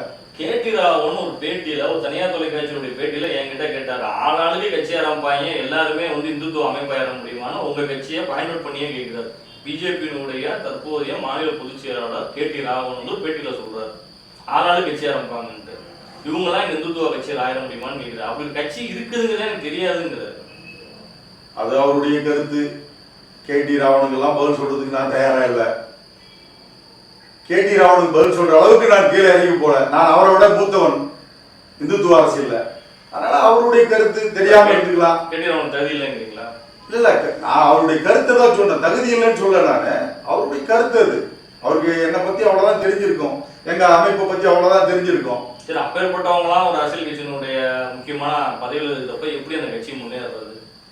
தான் சார்ந்த அமைப்புகளா இருக்கக்கூடிய ஒரு கட்சிகள் எங்க உருவாயிருக்குங்கிறதே வந்து ஒரு பெரிய தலைவருக்கு தெரியல அப்படின்னா பாரதிய ஜனதா கட்சியுடைய பலவீனமே அதுதான். திமுக தலைமையிடம் கேட்டால் திராவிட அரசியலை முன்னெடுத்துட்டு போற எந்தெந்த அமைப்பு இருக்கு, எந்தெந்த அரசியல் கட்சி இருக்குங்கிறது அடிமட்ட தொண்டனும் கூட தெரியும். ஒரு கட்சியினுடைய முக்கிய பதவியில் இருக்கிற ஒரு கேடி ராவனுக்கே தான் சார்ந்த ஒரு இந்து அமைப்புகள் எவ்வளவு இருக்குங்கிறதே தெரியலங்கிறாரு. அப்பேற்பட்ட ஒரு கட்சியா தான் பிஜேபி இருக்கு. அது தனிப்பட்ட அவருடைய கருத்து. அவர் எந்த நோக்கத்துல அப்படி சொல்றாருன்னு நமக்கு தெரியல. சரி, அவரையும் விட்டுருவோம். நான் கேட்கறது ஒரு 3 தலைவரையாச்சும் எனக்காக சொல்லுங்க. இந்த டிவி முன்னாடி நீங்க சொல்றது ஒரு 3 தலைவருக்கு சரியான தலைவர்களா பிஜேபி இருக்காங்க, ஒரு 3 பேர் மட்டும் சொல்லுங்க. நிறைய தலைவர்கள் தனிப்பட்ட முறையில வேலை செஞ்சுட்டு இருக்காங்க பிஜேபியில. நல்ல தலைவர்கள்லாம் இருக்காங்க. அவர்கள் நேரம் வரும்போது அவங்க ஐடென்டிஃபை பண்ணுவாங்க. நல்ல தலைவர்கள் அந்த நபர்கள் தான் யாருன்னு கேட்கிறேன். யாராச்சும் 2 பேரா சொல்லுங்களேன். நான் 5 பேர் கேட்டேன், 3 ஆகிட்டே, 2 ஆகிட்டேன். இல்லைங்க, பாரதிய ஜனதா கட்சி நீங்க சொல்லும் போது ஒரே ஒரு தலைவர் கூட இவர் போட்டு ஜெயிக்க வைக்கலாம்னு சொல்லலாம். அது இல்லைங்க. பாரதிய ஜனதா கட்சி நல்ல தலைவர்கள் சொன்னா அப்ப மத்தவங்க எல்லாம் நல்ல தலைவர்கள் இல்லையா? தேட வேண்டிய அப்படியெல்லாம் சொல்ல தலைவர்கள் அப்படி உங்களுடைய பார்வைக்கு இருக்குது. பிஜேபி நல்ல தலைவர்கள் இருக்காங்க, நல்ல தொண்டர்கள் இருக்காங்க, புதுசா வந்திருக்காங்க. தமிழகத்துல அது வளரணும்னு நிறைய பேர் ஆசைப்படுறாங்க. ஏன்னா அகில இந்திய அளவில் அவங்க முன்னெடுத்து இருக்கிற பல விஷயங்கள், தமிழகத்துக்கு தேவையில்லாத விஷயங்களை செய்தால் நானே முதலாளா இருந்து அதுக்கு எதிர்ப்பு தெரிவித்து போராடுறோம். நானே சொல்லியிருக்கேன், பாரதிய ஜனதா கட்சி தமிழகத்தினுடைய உரிமைகளை பறிப்பதாக இருந்தால் தேவையான ஒரு தலைவரை தேர்ந்தெடுத்துட்டாலே கரெக்டா பாரதிய ஜனதா டிராவல் பண்ண முடியும் தமிழ்நாடு பாலிடிக்ஸ். இப்போ சரியான தலைவரை தேர்ந்தெடுத்ததான் அவங்க நினைக்கிறாங்க. முருகனை வந்து சரியான தலைவர் தான் அவங்க முன்னிறுத்தி இருக்காங்க. முருகனுக்கு முழுமையான ஒத்துழைப்பு பாஜகவுடைய மேல்மட்டத்துல கிடையாது. அதை எப்படி நம்ம சொல்ல முடியும்? அது வேணா ஊடகங்கள் நீங்க சொல்லலாம், ஆனா தனிப்பட்ட முறையில ஒரு அமைப்புல இருக்கிறவங்க சொல்ல முடியாது. அது அவங்களுக்குள்ள இருக்கிற பிரச்சனைகள், அது என்ன நம்ம சொல்ல முடியாது. அவர்களுக்குள்ள இருக்கிற பிரச்சனை நம்ம எப்படி சொல்ல முடியும்? இருக்கா இல்லையான்னு தெரியாத. ரெண்டாவது, தமிழ்நாட்டில் என்ன பிரச்சனை ஒரு லாபின்னா, இந்த அதிமுக திமுக காரன் பல பிரச்சனைகளை உருவாக்கிடுவான். பொய்யான பிரச்சாரத்தை உருவாக்குறது ஊடகங்கள்லாம் அவன் கையில தானே இருக்கு.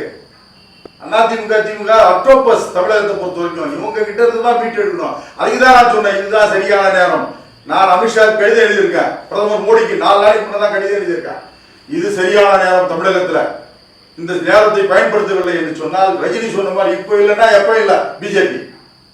நான் இப்ப இந்த உங்களுடைய பேட்டின் வாயிலாக பாரதிய ஜனதா கட்சிக்கு நேரடியாக சொல்கிறேன், இப்போது இல்லை என்று சொன்னால் எப்போதும் தமிழகத்தில் இல்லை. அடுத்து விஜயவாத மக்கள் கட்சி வந்துடும். அது சந்தேகம் வேணாம். நாங்க இவ்வளவு நாள் பொறுமையா காத்திருந்தது எதுக்குன்னா இவங்க ஆட்சிக்கு வந்திருக்காங்க, மோடி நல்லா பண்ணிட்டு ஒரு சில விஷயங்கள்லாம் பண்ணிட்டு இருக்காரு, இந்துத்துவ விஷயங்கள்லாம் பண்ணிட்டு இருக்காரு. தேசிய கல்விக் கொள்கை கொண்டு வந்து நாடு முழுக்கும் ஒரு நல்ல கல்வி திட்டத்தை கொடுத்து மனிதனை உருவாக்கும் கல்வி, விவேகானந்தர் சொன்னது போல மனிதனை உருவாக்கும் கல்வியை கொடுக்கணும். அதுக்காக முயற்சி எடுத்துட்டு இருக்காரு. மனு தர்மம் இல்ல, மனு தர்மத்தை பத்தி நான் அப்பவே விளக்கமா சொல்லிட்டேன். 12 ஆண்டுகளுக்கு ஒரு இதை பாருங்க, தனிப்பட்ட ஒரு மனு தர்மம் மட்டும் இல்லைங்க. மனுஸ்மிருதின்றது தமிழ் சனாதன தர்மத்தினுடைய சிறப்பு என்ன தெரியுங்களா? ஒரு நூல் இல்லைங்க. கீதைனா கீதை மட்டும் இல்ல, ராமாயணம்னா ராமாயணம் மட்டும் இல்ல, மகாபாரதம்னா அப் டு டேட். இதுதான் இந்துத்துவம். அப் டு டேட் நீங்க சொல்றீங்க பாருங்க, எல்லாத்துலயும் அப் டு டேட் பண்ணிட்டே இருக்கலாம். இது இந்த சனாதனத்துல இதனுடைய சிறப்பு தான் அப் டு டேட். நாளைக்கு என்ன அதுக்கு இந்து தர்மத்தில் சொல்லப்பட்டிருக்கு. டிஆர்பியை வச்சு ஊடகங்கள்ல வந்து மிகப்பெரிய மோசடியை வந்து பிஜேபி தான் பண்ணிட்டு இருக்கிறது. குறிப்பா ரிபப்ளிக் டிவி மேலேயே அந்த குற்றச்சாட்டு வைக்கப்பட்டது. நீங்க என்னமோ திராவிட கட்சிகளா என்னமோ வந்துட்டு அது வந்து அகில இந்தியாவில் இருக்கலாம். தமிழகத்தை பொறுத்த வரைக்கும் நான் சொல்றேன், எனக்கு தமிழ்நாடு ஆரம்பிக்கலாம். ஏன் ஆரம்பிக்கல? கண்டிப்பா கூடிய விரைவில். பிஜேபியோட ஒரு அரசியல் இயக்கமா இருக்கு, ஏன் தமிழ்நாடு உங்களால ஒரு 3 டிவி ஆரம்பிக்க முடியலையா? இப்போ அந்த நீங்க சொல்ற கருத்தின் அடிப்படையில் தான் நாங்கெல்லாம் வருத்தப்பட்டு வெளியேறி வந்தவர்கள். இவங்க வேகமா செயல்படுறவங்களே விட மாட்டேங்கிறாங்க. அங்க ஒரு பெரிய லாபி நடந்துட்டு இருக்கு. அதுல இருந்து எப்படியாவது தமிழகத்தை மீட்டெடுக்கணும்னு சொல்லிட்டு தான் நாங்க வெளியே வந்தோம். ஆனா என்ன இங்க பிரச்சனைன்னு சொன்னா, இங்க இவங்க மத்தியில போட்டு இந்த ஆலையில் மாட்டிய செங்கரும்பு மாதிரி ஆயிட்டு நாங்கெல்லாம். பொருளாதார சிக்கல்ல நிறைய இந்திய இயக்க தலைவர்கள் நானெல்லாம் அங்கே நிறைய 14 கிட்டத்தட்ட 22 ஆண்டுகள் 30 ஆண்டுகள் 22-25 வருஷம் அங்கேயே புளிஞ்சு வெளியே வந்துட்டு சக்கியா. பிஜேபி உங்களுக்கு ஃபண்ட் வருதா இல்லையா? கண்டிப்பாக கிடையாது. எந்த விதமான ஃபண்டும் கிடையாது. ஆதரவே கிடையாது. ஃபண்ட் என்ன ஆதரவு கிடையாது. யாருக்கிட்டையும் பணம் இதுவரைக்கும் நான் எந்த பணம் மக்கள் நாங்க சம்பாதிக்கிறது நாங்க ஒன்றும் பெரிய அளவில் கட்சி நடத்தலையே. இப்போதானே தொடங்கி இருக்கிறோம். தொடங்கி பிஜேபி ஆட்சிக்கு வந்ததுனால அப்படியே நாங்க கொஞ்ச நாள் பொறுத்து இருந்தோம், பார்க்கலாம் அவங்க தமிழகத்தில் ஏதாவது மாற்றம் கொண்டு வருவாங்கன்னு. இதுதான் பிஜேபிக்கு நாங்க கொடுக்குற கடைசி வாய்ப்பு. 2021 தேர்தல் சட்டமன்ற தேர்தலில் பாரதிய ஜனதா கட்சி தன்னுடைய நிலைப்பாட்டை எப்படி எடுக்கிறதோ அதற்கு பின்னால்தான் அவங்களை ஆதரிக்கிறதா இல்லை முழுமையா அவங்களை எதிர்க்கிறதான ஒரு முடிவு வரப்போம். இப்போது இல்லை என்றால் எப்போதும் இல்லை. தமிழகத்தில் பிஜேபிக்கு ஒரு வாய்ப்பு. இதை அவர்கள் எப்படி பயன்படுத்த போகிறார்கள்? யாருன்னா சேர்த்துக்கோ, நீ ரஜினியை கூப்பிட்டுக்கோ, விஜயகாந்தை கூப்பிட்டுக்கோ, பாட்டாளி மக்கள் கட்சியை கூப்பிட்டுக்கோ, அந்த பக்கம் கிருஷ்ணசாமியை கூப்பிட்டுக்கோ. யாரெல்லாம் வந்து ஆன்மீகத்தை ஏற்றுக்கொள்கிறார்களோ, நம் பாரம்பரிய கலாச்சார பண்பாட்டை ஏற்றுக்கொள்கிறார்களோ, அவங்க சின்ன அமைப்பா இருந்தா கூட அவங்களுக்கு அழைப்பு கொடுத்து உங்களோட அரவணைச்சுக்கோங்க. அரவணைச்சு பாரதிய ஜனதா கட்சி தலைமையிலே எங்கள் ஆட்சி மாற்றத்தை கொண்டு வர வேண்டும் என்பது எங்களுடைய ஆசை. ரஜினி அரசியலுக்கு வரணும்னு நினைக்கிறீங்களா? வேணாம், வரட்டும், தப்பில்லை. அவர் வந்து நிறைய சம்பாதிச்சிருக்கிறாரு. அவர் வந்து ஊழல் பண்ண மாட்டாருன்னு நிறைய பேர் நம்புறாங்க. அந்த அடிப்படையில் நானும் நம்புறேன். சரி, நீங்களே வந்து ஒரு ரஜினிக்கு ஒரு கோரிக்கையை வச்சு அவர் அரசியலுக்கு வர்றதுக்கு ரஜினியை சந்திக்கிறது இல்லை அவங்க அரசியலுக்கு வாங்கணும்னு சொல்றாங்க. அந்த மாதிரி முயற்சி எடுக்கலாம். சரியான ஒரு தலைவரா வந்து ஒரு ஆன்மீக அரசியல் எடுத்துட்டு போற ஒரு தலைவரா ரஜினி இருக்காருங்கிற எல்லாருமே சொல்றீங்க. அதற்கான ரஜினியை கொண்டு வர முயற்சியை வந்து மத்த பிஜேபி எடுக்கலாம், நீங்க எடுக்கலாம்ல? அதற்கான வாய்ப்பு இல்லைன்னு சொல்ல முடியாது. கண்டிப்பா சந்திக்கும். மக்களுக்காக, தமிழ்நாட்டு மக்களுக்காக கருவறையாக இருந்த தமிழகத்தை கழிவறையாக மாற்றிய இந்த திராவிட இயக்கங்களை தூக்கி எறிய வேண்டும் என்ற ஒரே நோக்கத்திற்காக நாங்கள் நம்முடைய பாரம்பரிய கலாச்சார பண்பாட்டை ஏற்றுக்கொள்கின்ற எந்த இயக்கமாக இருந்தாலும் அவர்களுடைய பொற்பாதங்களுக்கு பூஜை செய்து அவர்களை அழைக்கிறோம். சரி, 2021 சட்டமன்ற தேர்தலில் வந்து கூட்டணி போய் தான் நிக்க நினைக்கிறீங்களா இல்ல தனிச்சு போட்டு எடுன்னு நினைக்கிறீங்களா? இறுதி கேள்வி. நான் கடைசியா முன்னே சொல்லிட்டேன் அது பதில்.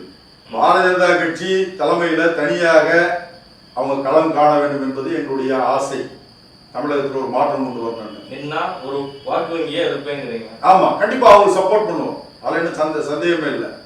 அவருடைய தலைமை பொறுத்திருந்து பாருங்க. தை மாசம் நிறைய காட்சிகள் மாறும் அப்படின்னு நான் நினைக்கிறேன். நான் கேள்விப்பட்டதில் இருந்து தை மாசத்துல நிறைய காட்சிகள் மாறுவதற்கான வாய்ப்புகள் இருக்கிறது. அதை மறுக்க முடியாது. நிச்சயமா உங்களுடைய நேரங்களை ஒதுக்கி உணவு தொலைக்காட்சிக்கு பல்வேறு கேள்விகளுக்கு பதில் தந்தமைக்கு நன்றிகளை தெரிவித்துக் கொள்கிறோம். மிக்க மகிழ்ச்சி, நன்றி. வணக்கம். ஜெய்சங்கர், விஜயபாரத மக்கள் கட்சி நிறுவன தலைவர். பேரன்பு கொண்ட தமிழக இளைஞர்களே, ஆற்றல் மிகு மாணவர்களே, தாய்மார்களே, பெரியோர்களே, சான்றோர்களே, உங்கள் அனைவருக்கும் விஜயபாரத மக்கள் கட்சியின் சார்பாக அன்பான வணக்கங்களை தெரிவித்துக் கொள்கிறோம். இன்றைக்கு தமிழகத்தில் மிகப்பெரிய நம் கலாச்சார பாரம்பரிய பண்பாட்டிற்கு எதிரான சதிகள் நடந்து கொண்டிருக்கிறது. ஒரு பக்கம் ஊழல் லஞ்சம் தலைவிரித்தாடி கொண்டிருக்கிறது. ஒரு பக்கம் பிரிவினைவாதம், பாசிச சக்திகள், நக்சலிசம் போன்ற அமைப்புகள் வேகமாக செயல்பட்டுக் கொண்டிருக்கிறார்கள். அரசு ஊழியர்கள் ஊழல் செய்கிறார்கள், அதிகாரிகள் ஊழல் செய்கிறார்கள், அரசியல்வாதிகள் ஊழல் செய்கிறார்கள். இதையெல்லாம் தடுத்து நிறுத்த வேண்டும். தமிழகத்தை மீண்டும் ஒரு ஆன்மீக பூமியாக மாற்ற வேண்டும். தமிழகத்திலே மீண்டும் ஒரு அருமையான சூழலை உருவாக்க வேண்டும் என்ற நோக்கத்திற்காக விஜயபாரத மக்கள் கட்சி தொடங்கப்பட்டிருக்கிறது. முக்கியமான நோக்கம், கருவறையாக இருந்த தமிழகத்தை இன்று கழிவறையாக மாற்றியிருக்கிறார்கள். ஆகையால் அதை சுத்தம் செய்ய வேண்டிய கடமை நமக்கு அனைவருக்கும் இருக்கிறது. ஆகையால் வசதி படைத்தவர்கள், தமிழக மக்களினுடைய நலனில் அக்கறை கொண்டவர்கள், ஆற்றல் மிகு இளைஞர்கள், ஆற்றல் மிகு மாணவர்கள், தாய்மார்கள், ஆன்றோர்கள், சான்றோர்கள் அனைவரும் தங்களை விஜயபாரத மக்கள் கட்சியில் இணைத்துக் கொண்டு இந்த தேசத்திற்கு, இந்த தமிழகத்திற்கும் சேவை செய்ய வேண்டும் என்று அன்போடு உங்களை அழைக்கிறோம்.